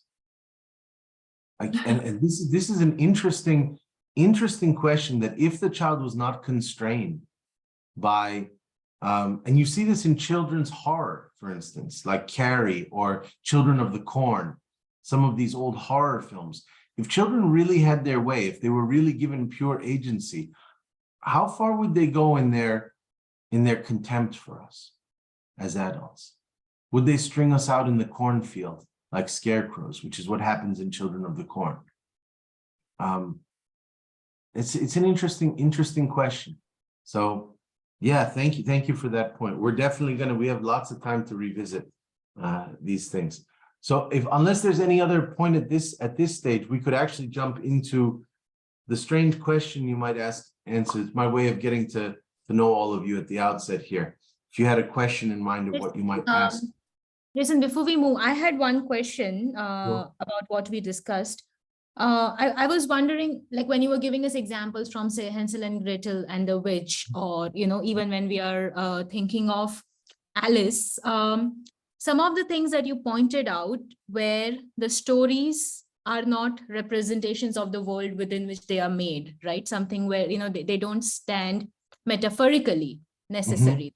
The witch's cottage is not the concentration camp, Right. but it is, maybe it arrives little bit from there, but it is different. And I was just wondering if you could speak a little bit more about what is that space of leakage that happens between the world in which these stories are made or even told. That's a great one. So this is there some valve that kind of opens between the otherworldly and the world, or the real and the fantastical, where things can be transported or can be brought like debris, or could feed into? Yes, what I have a problem, and I'll say in a good way when I think it happens, for sure. It has to be because you want to distort them. Precisely, that's part of the kind of revenge of the child, or the resistance of the child, is to steal elements and almost alchemically transform them, alter them, mutate them through their exposure to fantasy. So fantasy is a room kind of where things can be radically altered. Well, you want to alter some of the elements and variables of your reality, so you carry them with you, for instance. But where it becomes a problem for me is when it becomes a psychological metaphorization. So here's what I mean, is that if we see the fantasy world as a symbolic representation, and this is how Freud views the dream, right? Of a kind of an unconscious or a super ego world that then gets transferred. Either way, it's a problem. So here's what I mean by that.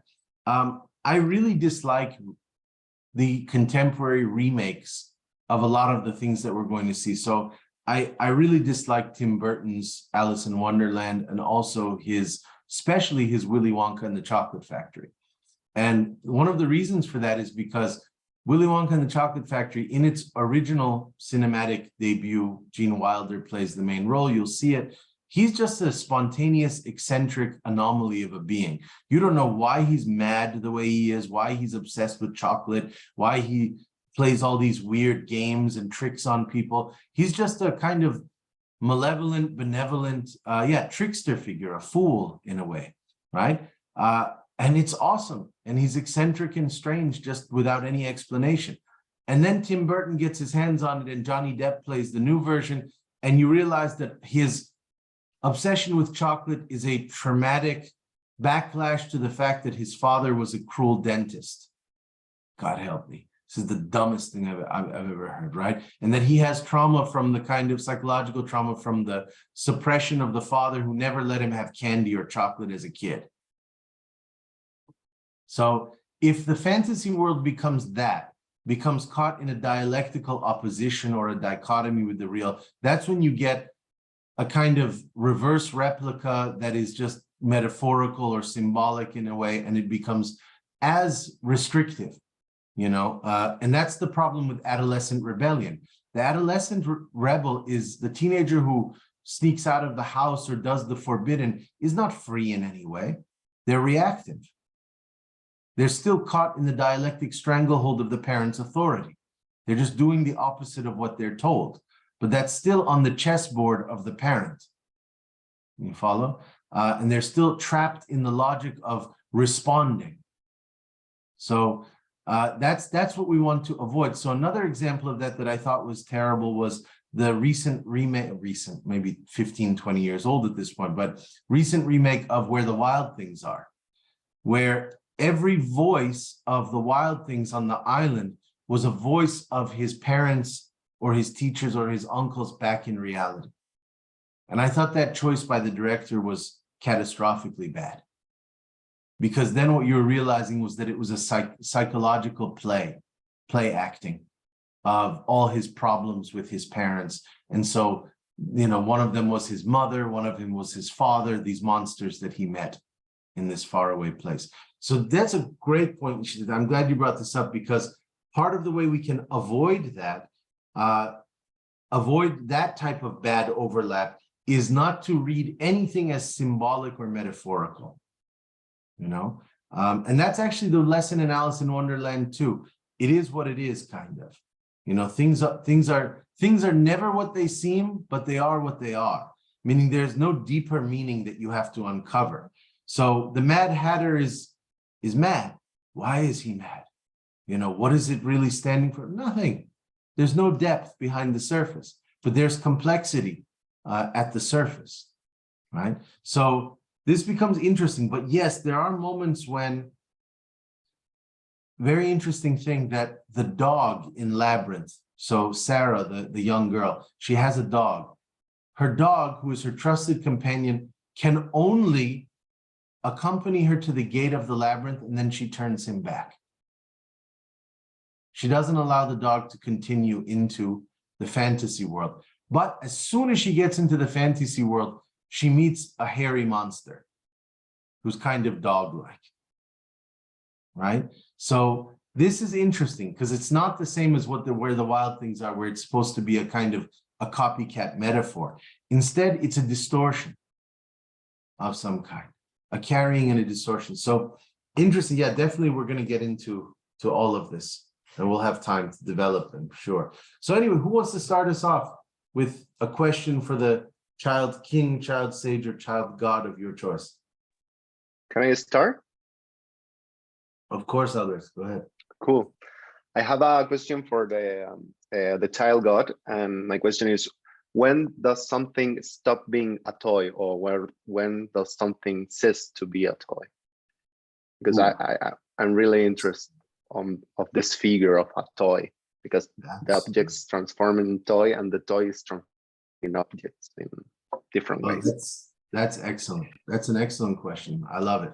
I'm writing it down if we have time to come back to it. But maybe you can be our toy maker or toy keeper throughout the seminar then too. Just note if it comes up in any of the films, if there are moments of toys that emerge, note them, because then that definitely gives us a whole object world to unravel. Great. Greg, please go ahead. I have a question for the child king.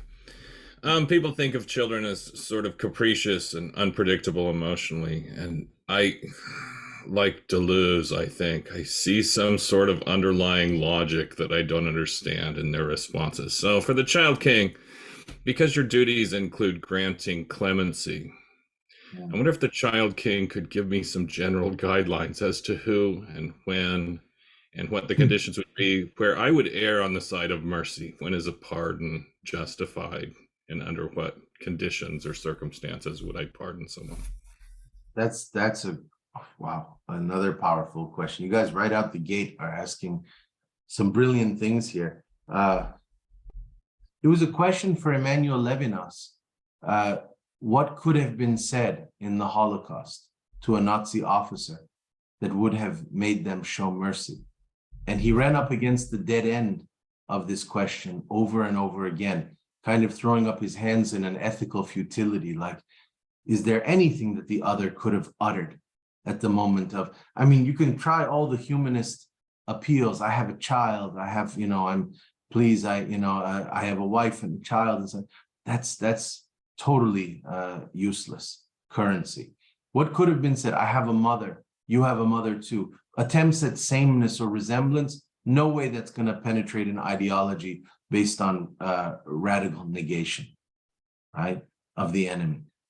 So he wonders, he says, was there something poetic or something that could have been said? that would have occasioned a moment of mercy. It's really interesting that often, Gregory, one of the forms of play, early play of a parent to a child or an adult to a child, is to pretend you're crying because they're curious to see how they'll act. So the parent will go, they'll go, and they'll cover their face to see if the child will wipe their tears away or remove the hands or laugh, or what will they do in the face of the adult's tears. I don't want to spoil the surprise because I think that's something we can definitely get into. It's also a ridiculous exercise on the part of the adult. I've done it myself, by the way. You can't help but not, a kind of a curiosity to know how they're going to react to seeing the parent in agony, but it's also narcissistic. Because you're trying to see, does the child love me enough that they're disturbed to see me hurt? Will they hurt because I'm hurting? Will they try to save me? Will that mean later when I'm old and demented that they'll take care of me? There's all kinds of terrible, terrible impositions that are being made in that gesture. But it is interesting to see that the first reaction is often that they smile or they laugh. And to see sadness as a form of play also is really fascinating there. So at any rate, no, this is great. The question of mercy. I'm writing these down. Leandra, go ahead, please. Yeah, I made a list of questions, but since I could make only one, I choose to ask the godchild, what's its story? What's his or her story? I would like to listen to this story because I think it could tell me all the other answers I would like to know. That's a great one. Actually, Leandro, you're onto something there. Not necessarily the content of the story, but the way they tell stories. Yeah. If you ever listen to the way children tell stories, it mirrors one type of psychosis which really bothered Freud, hysteria. And one of the reasons why hysteria disturbed Freud is that it has no clear logic or sequentiality. When you're speaking hysterically, you don't start at the beginning or explain the characters or the references or the context. It's completely decontextualized. And so, if you ask the child sort of, where were you, the past hour, I saw this stick. And the stick was, and then they'll be in the middle. And Deleuze loves this idea of being in the middle, in the fairy tale, sort of being like, well, how did you get there? And where were you exactly? And, why was there a stick? They won't tell us. So I think that's a great one. Also, by the way, just the fact that at the beginning, you said that I have many questions, but I could ask only one. Children delight in this constraint sometimes of, if you take them to, my mother did this when I was a little kid. She wanted to fool me. She was a teacher. So she wanted to fool me into loving books. So up until I was 6 or 7, I didn't realize that she was manipulating me. She would always tell me when I was little, if you're good this week, and if you do this and that, and if you're listening, at the end of the week, I'll take you to the library and you can pick one book, any book that you want. I thought that was the greatest toy. This was terrible. I realized later when I saw video games and other things like that. But no, for 6, 7 years, she had me thinking that books, and they were the greatest gems of the universe, were like the most precious sort of things. And it was this wondrous thing, but the heightened exhilaration of being told you can choose only one book in the library, and not feeling that was, an oppression, but rather an invitation of some kind. You know what I mean? And so it's the kid in the candy store who's choosing their ice cream flavor as well, has that exhilaration or delight of having to choose the one above the others. So, and by the way, children do play favorites, and they love being asked, what's your favorite color? What's your favorite this? What's your favorite that? Right? And that is something interesting, because we were talking about hierarchy earlier, right? And what it means for them to create hierarchies. So this is great. Thank you so much. Vitor, go ahead, please. I would ask the chat sage when they like to be silent. ooh, and they like to be silent. That's crucial. Yeah, and actually you can track that concept throughout as well. Notice that, because this is one of the places that I give extreme credit to psychoanalysis is that they treat the patient as a liar and as an enemy to some extent. You are lying through your teeth to your psychoanalyst. You are telling them images that are not correct. You are burying other images. You're selectively omitting information, and you're delusionally trapped in a self-image which is not the truth. So they have to crack the code. And the way they crack the code almost criminally, Freud will sit there and he will read your silences, your pauses, your lapses, your stutters, right? He'll read the omissions and the absences in your language.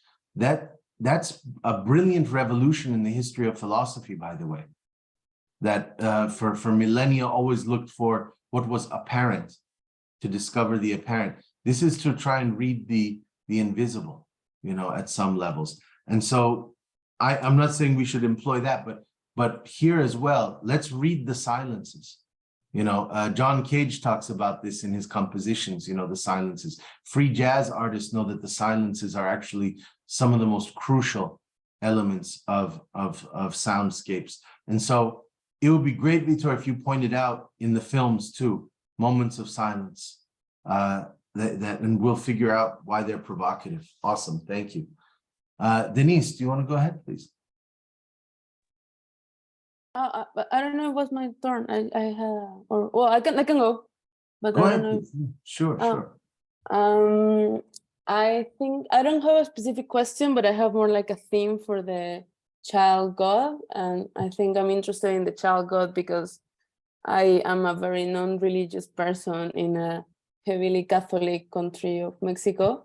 So, and I think in the Catholic religion we have, or I don't know if in other countries, but here in Mexico, we have this baby Jesus that I always find very interesting, that it's, at least here, is very depicted as very white and in a heavily racialized country. And so I chose the child's god. And then as I've been hearing today's what you are saying, I've been thinking this text by Gregory Bateson. I don't know if you guys know it, like Steps Towards an Ecology of Mind. And there is like a section of like meta dialogues in which there is this fictitious conversation between a father and a girl.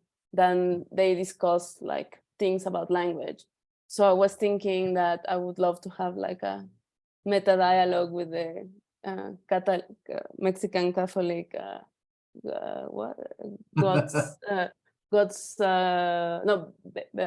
children god, and that I think I would love to have this meta dialogue, perhaps about questions about gender, and that maybe thinking that maybe this child god, maybe it's between god and goddess, and maybe something like fluid. So I don't have a specific question yet, but I was just having fun thinking on this fictitious conversation. Well, first of all, the physiology and physiognomy, meaning the appearance, facial appearance, bodily appearance of the baby is very androgynous at the outset. It's often very hard to tell a little boy from a little girl up until maybe 1 year or so of age. So that's an interesting complication of gender right there. And actually you get these awkward moments when other people, adults, say, oh, is it a he or a she? Is it a boy or a girl? They'll ask that and be very afraid to offend. But that's already a cool kind of thing. When you see David Bowie in the second week, when you see Atreyu in the first week, Neverending Story, and you see androgyny throughout these films, that's something really interesting to consider. The infant Jesus definitely is a pagan detail, by the way. That you don't see in later monotheism. But the idea of, the God as a child, because we don't typically want to think, we like to think of gods as immense, as sort of magnified. And so when Christ is on the cross, that's the most epic kind of, even in the humiliation and the grotesque pain and spectacle of it, that's when he's the most sort of magnified and grandiose and colossal.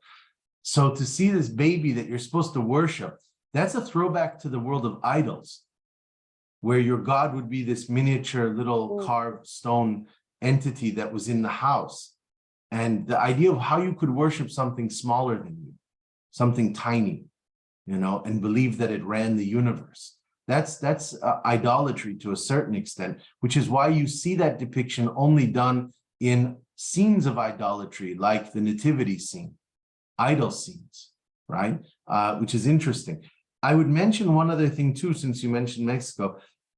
You can look at Aztec sort of iconography of child gods. There are child gods in the Aztec cosmology, but also a fascinating thing is that there are literary forms of the kings of the different city-states and tribes, sort of Aztec sort of groups, that are called orphan songs.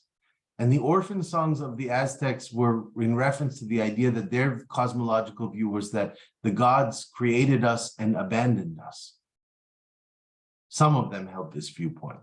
And that's a really interesting idea as well, that we're kind of, our existence is an orphaned one on this plane. So a lot of great stuff there. And as for meta languages and all of that, we're going to talk about nonsense languages at some point. So maybe you can track that for us. The moments when children have secret languages or nonsense languages or imaginary friends who share codes, kind of code languages with them.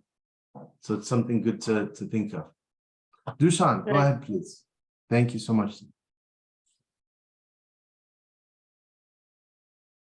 Oh, son, I can't hear you. You gotta unmute yourself. Yeah, while we were talking about children playing dead, I thought of a question for the child god, if playing dead makes them immortal. Ooh, wow. Let's just go home, everybody. That was a really profound one there. Yes, yes, yes. I love that idea. That's a great one because, wow, Godard had this famous line, become immortal, then die. Right? Which is a great line. It's a beautiful line. But the monster is die, then become immortal. Right? And children have a weird fascination and attraction and love of monsters. And so whether that logic of teratology sort of, that the vampire has to die in a horrible way in order to become immortal. So does Christ, by the way. It's also a messianic narrative. You have to die in the most awful way in a kind of, but the monster is not a sacrifice. And so it's a different thing. But this is a great idea, whether playing at death makes you immortal. It's a great idea. I don't know what to say to that yet. I'll think about it. Thank you so much. Thank you. James, go ahead, please. Hi. Yeah, I guess I also had a few questions in mind, but I think it's maybe fair to ask the child the same question that I'd like to ask most adults. So I think I'd ask the child king what they're reading, or I guess as a child, what they're having read to them. Oh yeah. So it's one of my favorite questions to ask children too, is sort of, do you have a favorite book? What are you reading? Things of that nature, and to have them retell it, interestingly, because again, that shows the schism between what we call the adult's imagination of the child's imagination and the child's imagination.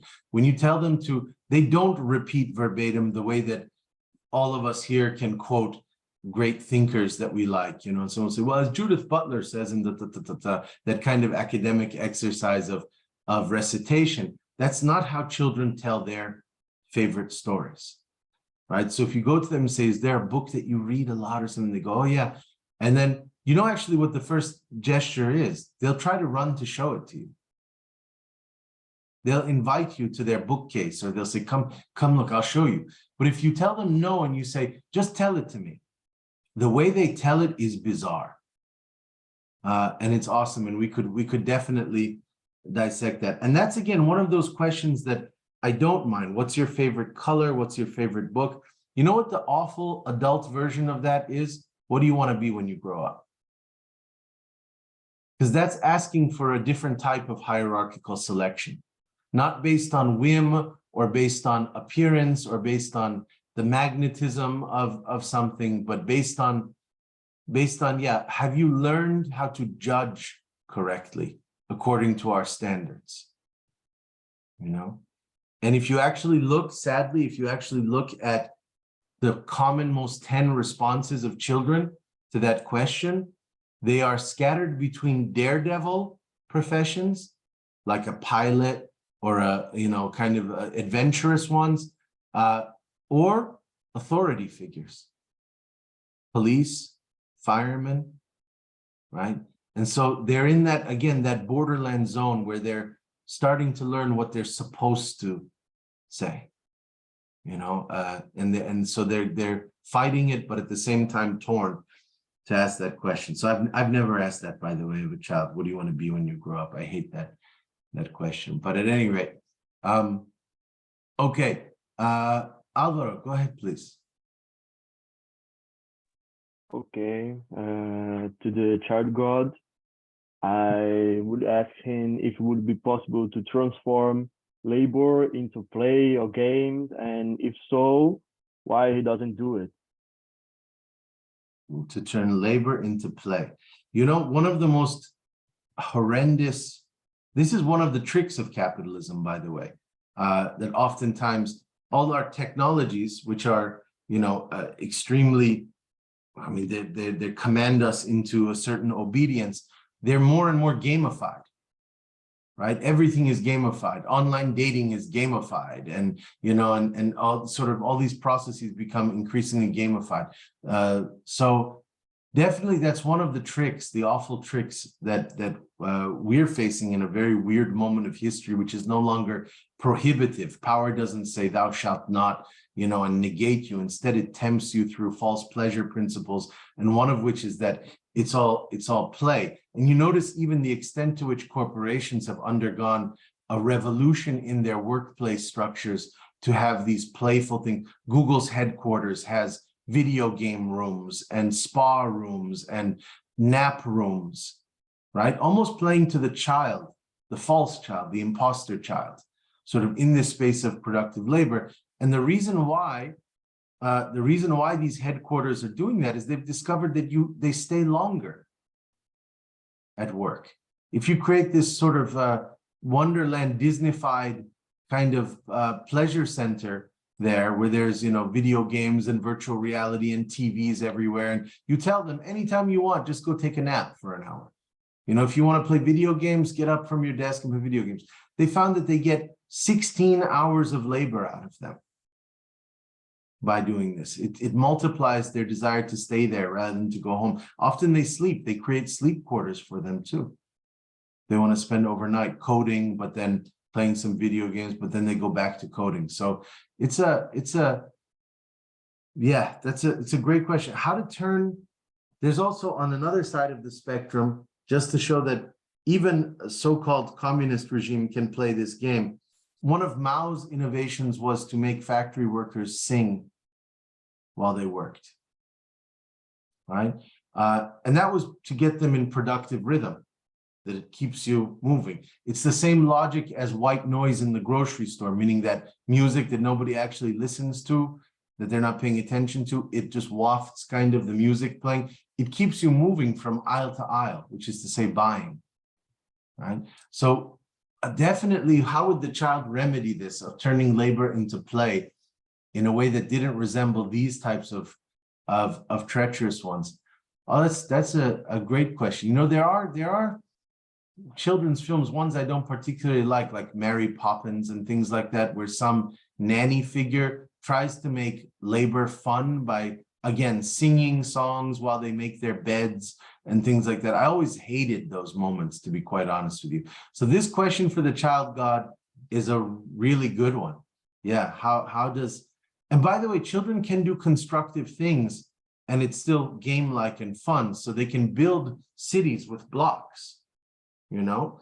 And that's a form of labor in the sense of an expenditure of concentrated energy to building something, but it doesn't have the weight or the tyranny of the other things, the models that we were discussing.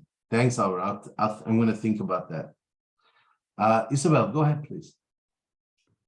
Well, I would like to ask the sage child, what is his perspective on knowledge, and if it does really exist, or is it an adult invention? Good. Do you notice, Isabel, that a lot of sages are represented in history as kind of absurdist jokesters? So even the Dalai Lama has moments where he's this like goofy, laughing, kind of absurdist figure and all of that. If you look at Yoda, in Star Wars, he's a jokester who laughs a lot of the time. So actually, sages often do laugh and often are childlike in a weird way, because they're at the outer limit of a knowledge that the universe is absurd at some level. And so, or they know the fact that it's unknowable, which is the kind of riddle of even Omar Khayyam, a great classical Persian poet, was a mathematician, realized that for all of his equations, and he invents algebra more or less and all of this stuff, he still can't figure out anything at the end of the day, and it just keeps opening new doors of possibility. So the question of how the child knows, I'll summon Bataille here for a second here as well, because he would ask also, just as importantly, how a child teaches themselves to unknow things. That's a huge problem that we have in our society, right? How do we unknow things? And so that's a definite technique. That's a form of knowledge as well. The ability to know how to unknow. Nietzsche says this about artists. He has a great line where he says, I say this all the time. He says, the artist forgets everything to do just one thing, right? And so that idea that the artist can block out and make themselves oblivious to all other things to know just one thing, right? Whatever the object is that they're creating or the dance that they're doing, that's a really important thing to consider, because to enter the labyrinth means you must forget your parents, you must forget your allegiances to school, your homework. You have to unknow everything that comes before it and make a decision to unknow. That's a really interesting one. Cool. Thank you so much. Noah, go ahead, please. I'm kind of interested a little bit in the child god's like delineation between the imaginary and real. Specifically, I would ask them basically to introduce me to their friends and see if I could perceive them, if they were imaginary or not, and kind of see how potentially that's integrated into play, or maybe even tell me a story about friendship in general. The friendship is a great question there. It's amazing how versatile and resilient child friendships are. They'll be playing, there'll be a moment of anger, of conflict, and then almost right away, instantaneously, they can resume, in a way that the history of adult societies is the history of vendettas, of grudges, of locked identity positions to a certain extent, and of radical oppositions of one another. So yeah, the fact that a child can burst out and how quickly they erase the fingerprints and traces of that. Part of the way they do that is they play. So this goes to your point that as long as you take a step, the moment it all crashes down, the atoms crash down, as one child gets mad because you took something that you weren't saying, and then they hit you or something like that, right? They hit the other child. The other one cries, and then maybe a parent intervenes and says, say you're sorry. And then very quickly they go back to playing and they resume. Now, without any of the resentment or passive aggressiveness of human relationality that pretends to forgive and forget, but doesn't do either, really, And so this is a really interesting question, the way that it gets resolved is by return to play. Is they start playing again. And that takes precedent over everything else. It's said often, though, that vampires have no concept of history because thirst, which is even for me, a superior version of the question of desire. Desire is fraught with all kinds of abstraction and symbology, but thirst is just thirst. It's sensorial forms of desire. It's a materialized desire. The thirst of the vampire supersedes all historical consciousness. So if you sit and you ask a vampire to tell their story of where they began and their origin, most of the folklore, the East European folklore, is that they are totally indifferent to the recapitulation of their trajectory. They don't sit around saying, when I was bitten in the 16th century, I remember this. They don't have this nostalgia, or they don't have this, because thirst just keeps you forward. And I think to some extent, play is a gravitational pull as well, that always can allow you to escape the solidification. See, if realities solidify and congeal and coalesce into kind of these solid, inescapable worlds of inevitability and determinism, the play world is one that is constantly liquid or aerial and sort of seamlessly transitioning. And so, yeah, the interesting thing of that border or that boundary that you mentioned between the two realms, and how the friend, I would make one terrible note to you, though. We should talk about this at some point. You guys know that there's a figure in the Holocaust, what is the name for it, where they would make a Jewish captive lead the other Jews to their death. And I forget the name of that figure who is made to betray their own, you know, in a sense, kind of. Is it, I know that they call the Judas goat in like transhumance of farming and stuff, and I don't know if that was the same. That's not the thing I was thinking of, but that's an interesting title as well. Yeah, there's some particular word for those figures who helped shovel the coal into the crematoriums and who helped lead their fellow captives to death in order to buy their survival. And it's a very tortured figure, obviously, just like the house slave is in the history of slavery and plantations, who would often help whip the field slaves and things like that and partake in that. I will mention this then. It's often through friends that we are indoctrinated from the world of the child into the world of the adult.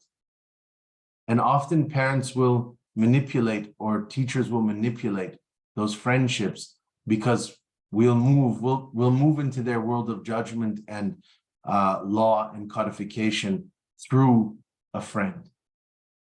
You know, so it's that there's a problem with that too. That they often are the ones who initiate us. My friend at age 4 taught me to read. There's a friend who taught me to read, and so it's an interesting thing. He was 2 years older than me.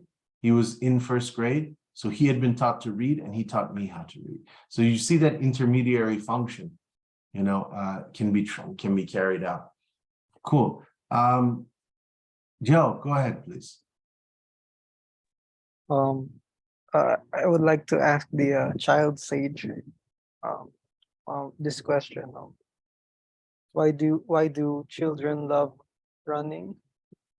Like they're always running. Yeah. One of my favorite films, by the way, Iranian films from the early 1980s, is called The Runner, by Amir Naderi. Absolutely brilliant film, cinematographically. He himself was an orphan, a very poor orphan, who became infatuated with cinema, weirdly enough, in an industrial city in the south of Iran, an oil city. He saw a Kubrick film when he was a little kid and kind of fell for it and wanted to do it. He ended up pawning his grandmother's only piece of jewelry, her only gold, in order to buy a camera, just ruthless and relentlessly pursuing cinema. And one of his first films is called The Runner, which is about an orphan boy who lives in a shipwreck down in the south of the country, and all he does in his spare time is run. And he runs like a madman. It's not graceful, beautiful running. It's frenetic, frenzied, wild, running, and he also screams while he runs half the time. But yeah, it's a great question, definitely. Thank you so much. It's a great theme for us to consider. Yannis, go ahead, please. Hi everyone. So I'm just dispersed somehow my thoughts, because I really loved all of the questions, but I've been thinking a lot of what you, Jason, mentioned as escape earlier, which is also connected to running, like running in the forests. And I've been considering laughter to be such an escape. So I thought of asking what makes you laugh? And perhaps if it's possible, I'd love to ask it to all kind of child god, sage, and king, perhaps getting different responses. That is a great one.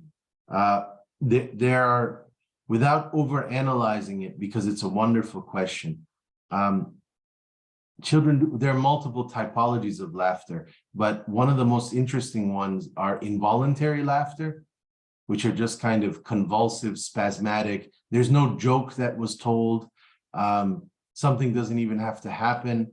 Contagious laughter among children is really cool, especially in sacred spaces where they're supposed to be almost like funereally calm and passive. And then one child starts laughing and then the other start laughing and they get punished for that.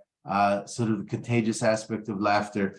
They laugh at the body, which is a really interesting thing. And particularly the functions of the body that are accidental and involuntary, that later to us become objects of disgust or of, sort of for them. So this a lot of interesting things, for sure. Also over-exaggerated behavior. So, and it's interesting because if you guys know, I can't believe I'm saying this, but you guys know Nicolas Cage, the actor, right?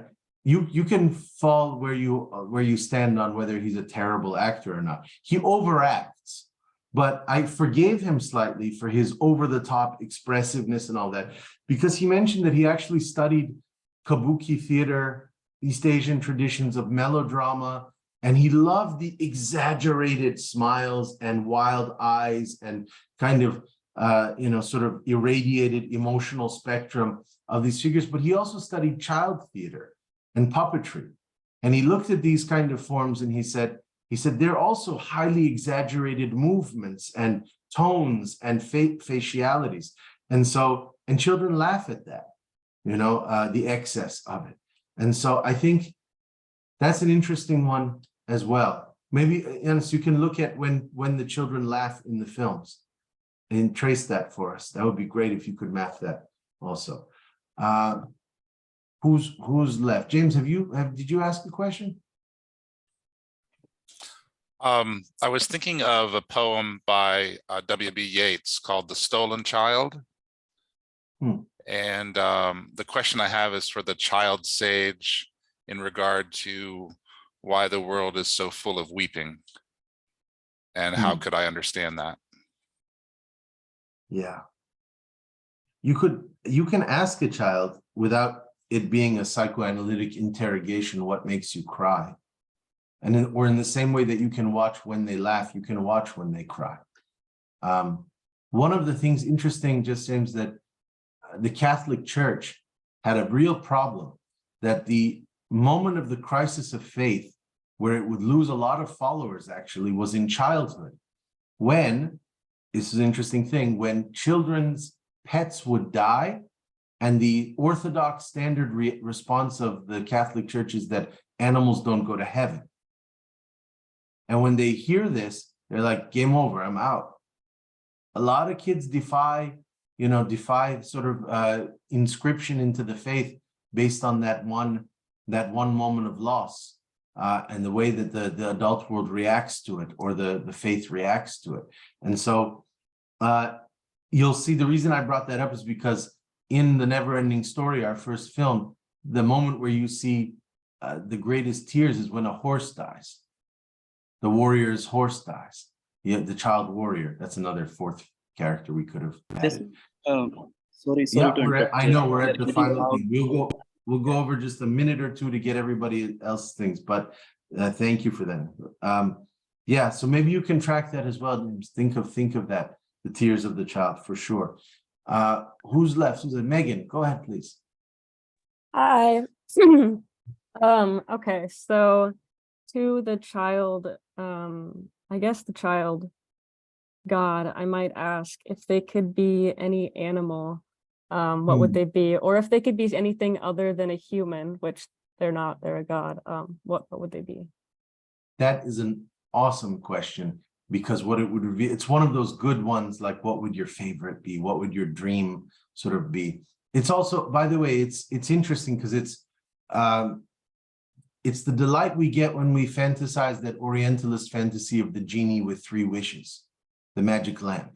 You know, what would you wish for if you had one wish? Or when we're asked, if there was only one album you could take to a deserted island for the rest of your life, or only one food you could eat until the end of time. By the way, these are all awful. You don't want to listen to the same music, you know, for the rest of the time. But we take this with pleasure, the selection of the one at the expense of all other things, which is actually how André Breton, the founder of Surrealism, what he calls mad love. Mad love is the elevation of one thing against all other things, for no good apparent reason other than that you like it. And so it's a great question. What that would reveal is, if you asked 95% of Instagram influencers if they could look like what celebrity, what would they look like, you would get, unfortunately, a very probably conformist response of like Kylie Jenner across the board, or a majority would sort of say. And by the way, this has been documented by plastic surgeons who say which, at any given 5-year span, which celebrity is the most requested celebrity for them to resemble in plastic surgery, right?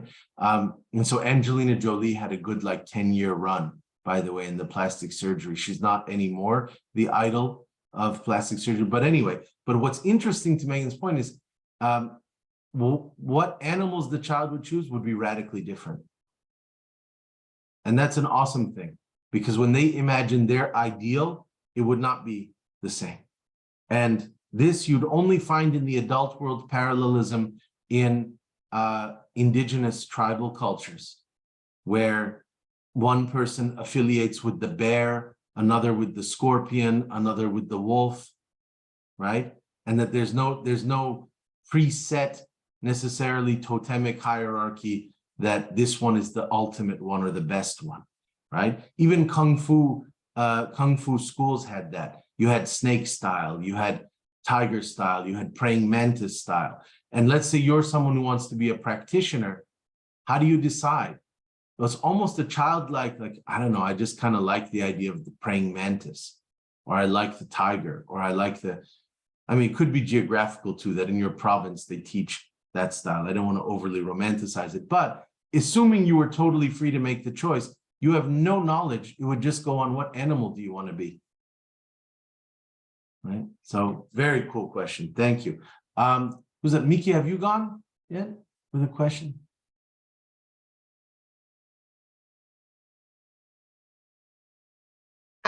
My question would be for the child sage, and it's kind of about the idea of like liberation theology and like world rebuilding, or like tikkun olam.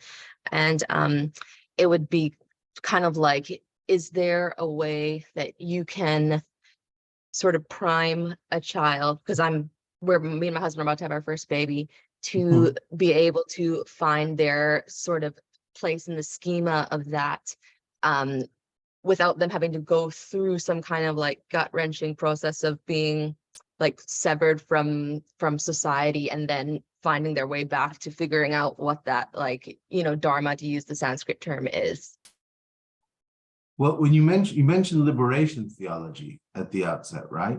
And so there's an interesting thing there, because liberation theology, which is a revolutionary program, but which nevertheless has messianic and redemptive ideas of salvation, historical salvation built into it. Can we rescue ourselves? Can we save ourselves, right? At some level. It's interesting when the child is, and this is another typology, the child savior. You know, when the child has to save the world. which is the function of the never-ending story. The never-ending story, the child, the human child has to save Fantasia through a certain gesture. And what's interesting about that is that the reason why they get entrusted, and Tolkien, to his credit, does this well by choosing the Hobbit as like which is the most neglected, overshadowed race. They're not powerful, they're diminutive, they're small, they're weak, they're goofy and awkward. Why is it a Hobbit who's going to save the world? Because it's an unlikely savior. And that unlikeliness is actually their weapon. It allows imperceptibility. It allows them to sneak past detection. This is why all spies will laugh at Mission Impossible. They're like, the last person you would hire to be a spy is Tom Cruise. The CIA would not use someone who looks like Tom Cruise to be a spy. He'd be detected. You don't want the person who everybody looks at when they walk in a room because they have some aura or something. You want the person who you would never remember their face. Just too plain. So I think to some extent, this is an interesting thing that you see actually in pagan religions more, that it's not the idealized God who's going to save the world. There's lots of narratives where it's not Zeus or Horus or one of the top gods, but it's a minor god who saves the world on some random night, the unlikely god. And so I think that would be something to teach the child, that it doesn't, your ability to save the world doesn't come from becoming centralized or powerful in a vertical hierarchy. It comes by remaining unlikely, if that makes sense. I think that's everyone, right? Almost. Almost. Okay, go ahead. Me too.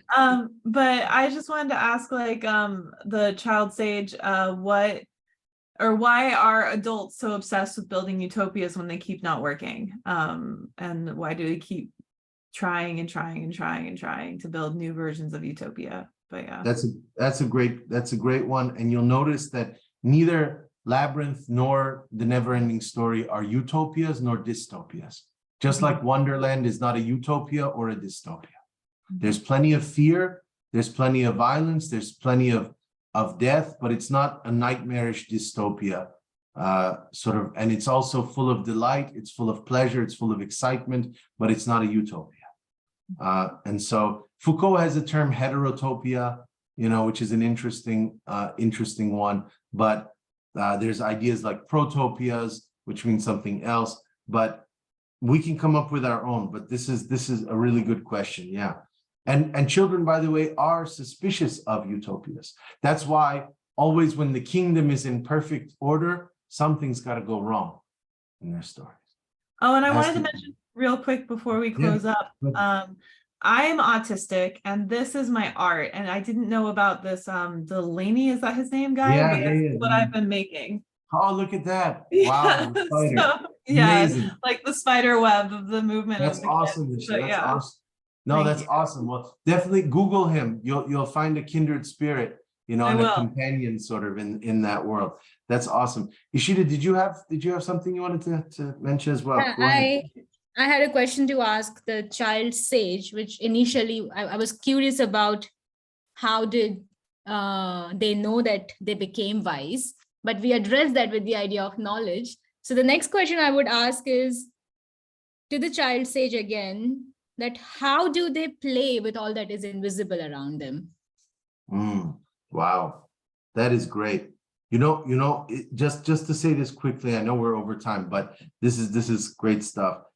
Wisdom is not the same as knowledge, and modernity has had an all-out war against wisdom as an inferior mode of archaic, antiquated knowing of the world. So that's why the elderly are now in nursing homes, abandoned and forgotten, as opposed to being revered elders like they were in the history of civilization. That's problematic too, by the way. The other ageism of the idealization of the elder has all kinds of oppressive possibilities as well. I've met a lot of dumb old people in my time, but I also think that the cruelty of the indifference, because they're unproductive members of capitalist society, like they can no longer sort of work at the level, so they become cast out. I think that's also something horrific that's happened. But why wisdom has become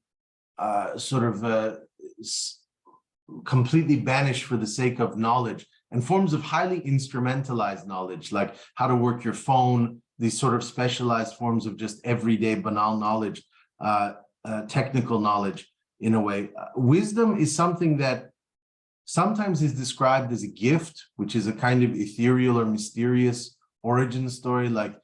So that's why a child can be wise, and that's why when the Dalai Lama gets reincarnated, they bring like 5 children into a room and they lay out a blanket and they put like 5 objects on the thing. And if they choose the right object, they're the reincarnated spirit. Well, I'm not as interested in that process of selection as I am in the question of the second the child is chosen and told that they are the reincarnated spirit of a wise old sage, do they start to talk in different ways? Do they start to become strangely wiser? And the weird, bizarre, documented empirical evidence is yes. You can have 8-year-olds who speak in highly complex philosophical riddles and puzzles, and who take a certain air about them because they're playing. They're play acting, in a sense. But play is a very powerful form of performativity. So they know how to raise themselves to the game. Whereas I'll just note this, that when people are asked in local commercials on television to play themselves, like some guy who owns a car dealership is made to introduce his car dealership. They're horrible commercials, aren't they? Adults have a problem playing themselves. If you're a director of a commercial and you're trying to sell a medicine, do you hire an actual doctor or an actor who plays a doctor? Why can't a doctor play a doctor? That's part of the stupidity of human psychology and all of that. There's a whole weakness there. Whereas the child, you tell them, oh, you're actually an ancient wise elder, and they can immediately sort of inhabit the role and start to craft it almost theatrically in a brilliant way. So definitely there's that, and how wisdom is much more accessible than knowledge is at some level, interestingly. Paul, go ahead.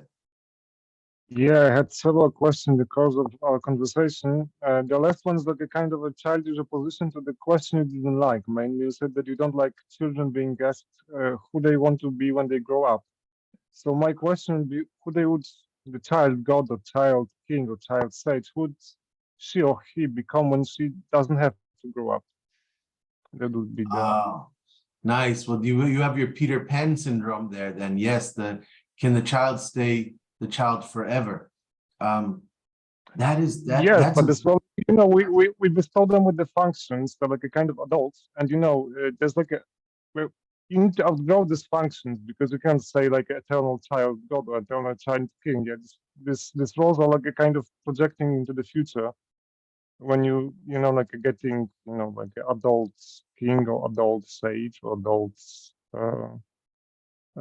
Yeah, so that was my question. What happens if you actually kind of stuck in this stage? What would be what would be the space of possibilities? We don't have to move towards anything from there.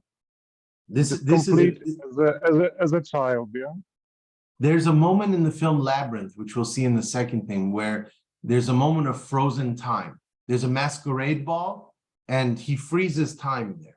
So presumably, and he's trying to entice her or lure her or seduce her to staying forever in this one state, right? So she'd never age. She could be in this kind of amazing masquerade ball, and she wouldn't ever have to leave. And she senses it's a form of entrapment, just like the myth of the lotus eaters. The island of the lotus eaters in Greek mythology, where you can stay forever just eating these euphoric plants, and reveling in your ecstasy. This is an interesting question at so many levels, because Freud would warn you about arrested development. So he would warn you about people who get trapped in certain phases of adolescent development, and then that becomes hell, psychotic hell later in life for him. And actually, it's often, this is where Freud goes a little bit wrong for sure. He also thinks that's the source of perversion. Like his very definition of perversion is often linked to an inability to progress through certain stages of adolescent development. You stayed too long in a phase, or or something like that. But then there's another version of that. So we go from psychoanalysis to politics. Trotsky contemplated the question of permanent revolution. Like the infancy of a movement, the spontaneous outburst of its childish moment, the revolution, is the best part. And then he knew everything goes wrong from there, right? Sort of descends into sort of the killing machines and the kind of the constraints of society. And it's the waking up from sort of from the night before, the hangover sort of period. So he writes this 600, 700 page book trying to theorize the possibility of permanent revolution, which is an interesting question, kind of like if you could suspend ourselves in the climactic childhood of revolutionary imagination. And this is a good one. Paul, I would say there's this notion, for example, when you come to religion, for example, Kierkegaard was writing about Jesus as such figure. So it's powerful unless it's like not encountered in like a mainstream order. And I think with childhood is the same. It's kind of a different order. If you move from there to the mainstream order, then the childhood as a kind of transformative revolutionary force completely has lost its powers. So I think it's not just like a Trotsky. I think it's like a this Kierkegaardian thinking about like what does it mean to. It has to be something itchy, something not being easy to accommodate it within like adult mindset. And from there on, of course, we can say if we stay like this, then the full potential of the childhood may actually for sure. Well, develop, there's some really awful histories where, I mean, Christ is somewhat of a version of this. He dies young. And part of the reason why we need them to die young is that it could only go downhill after a certain point. It could only decompose into stasis or sort of a compromise or contradiction or hypocrisy.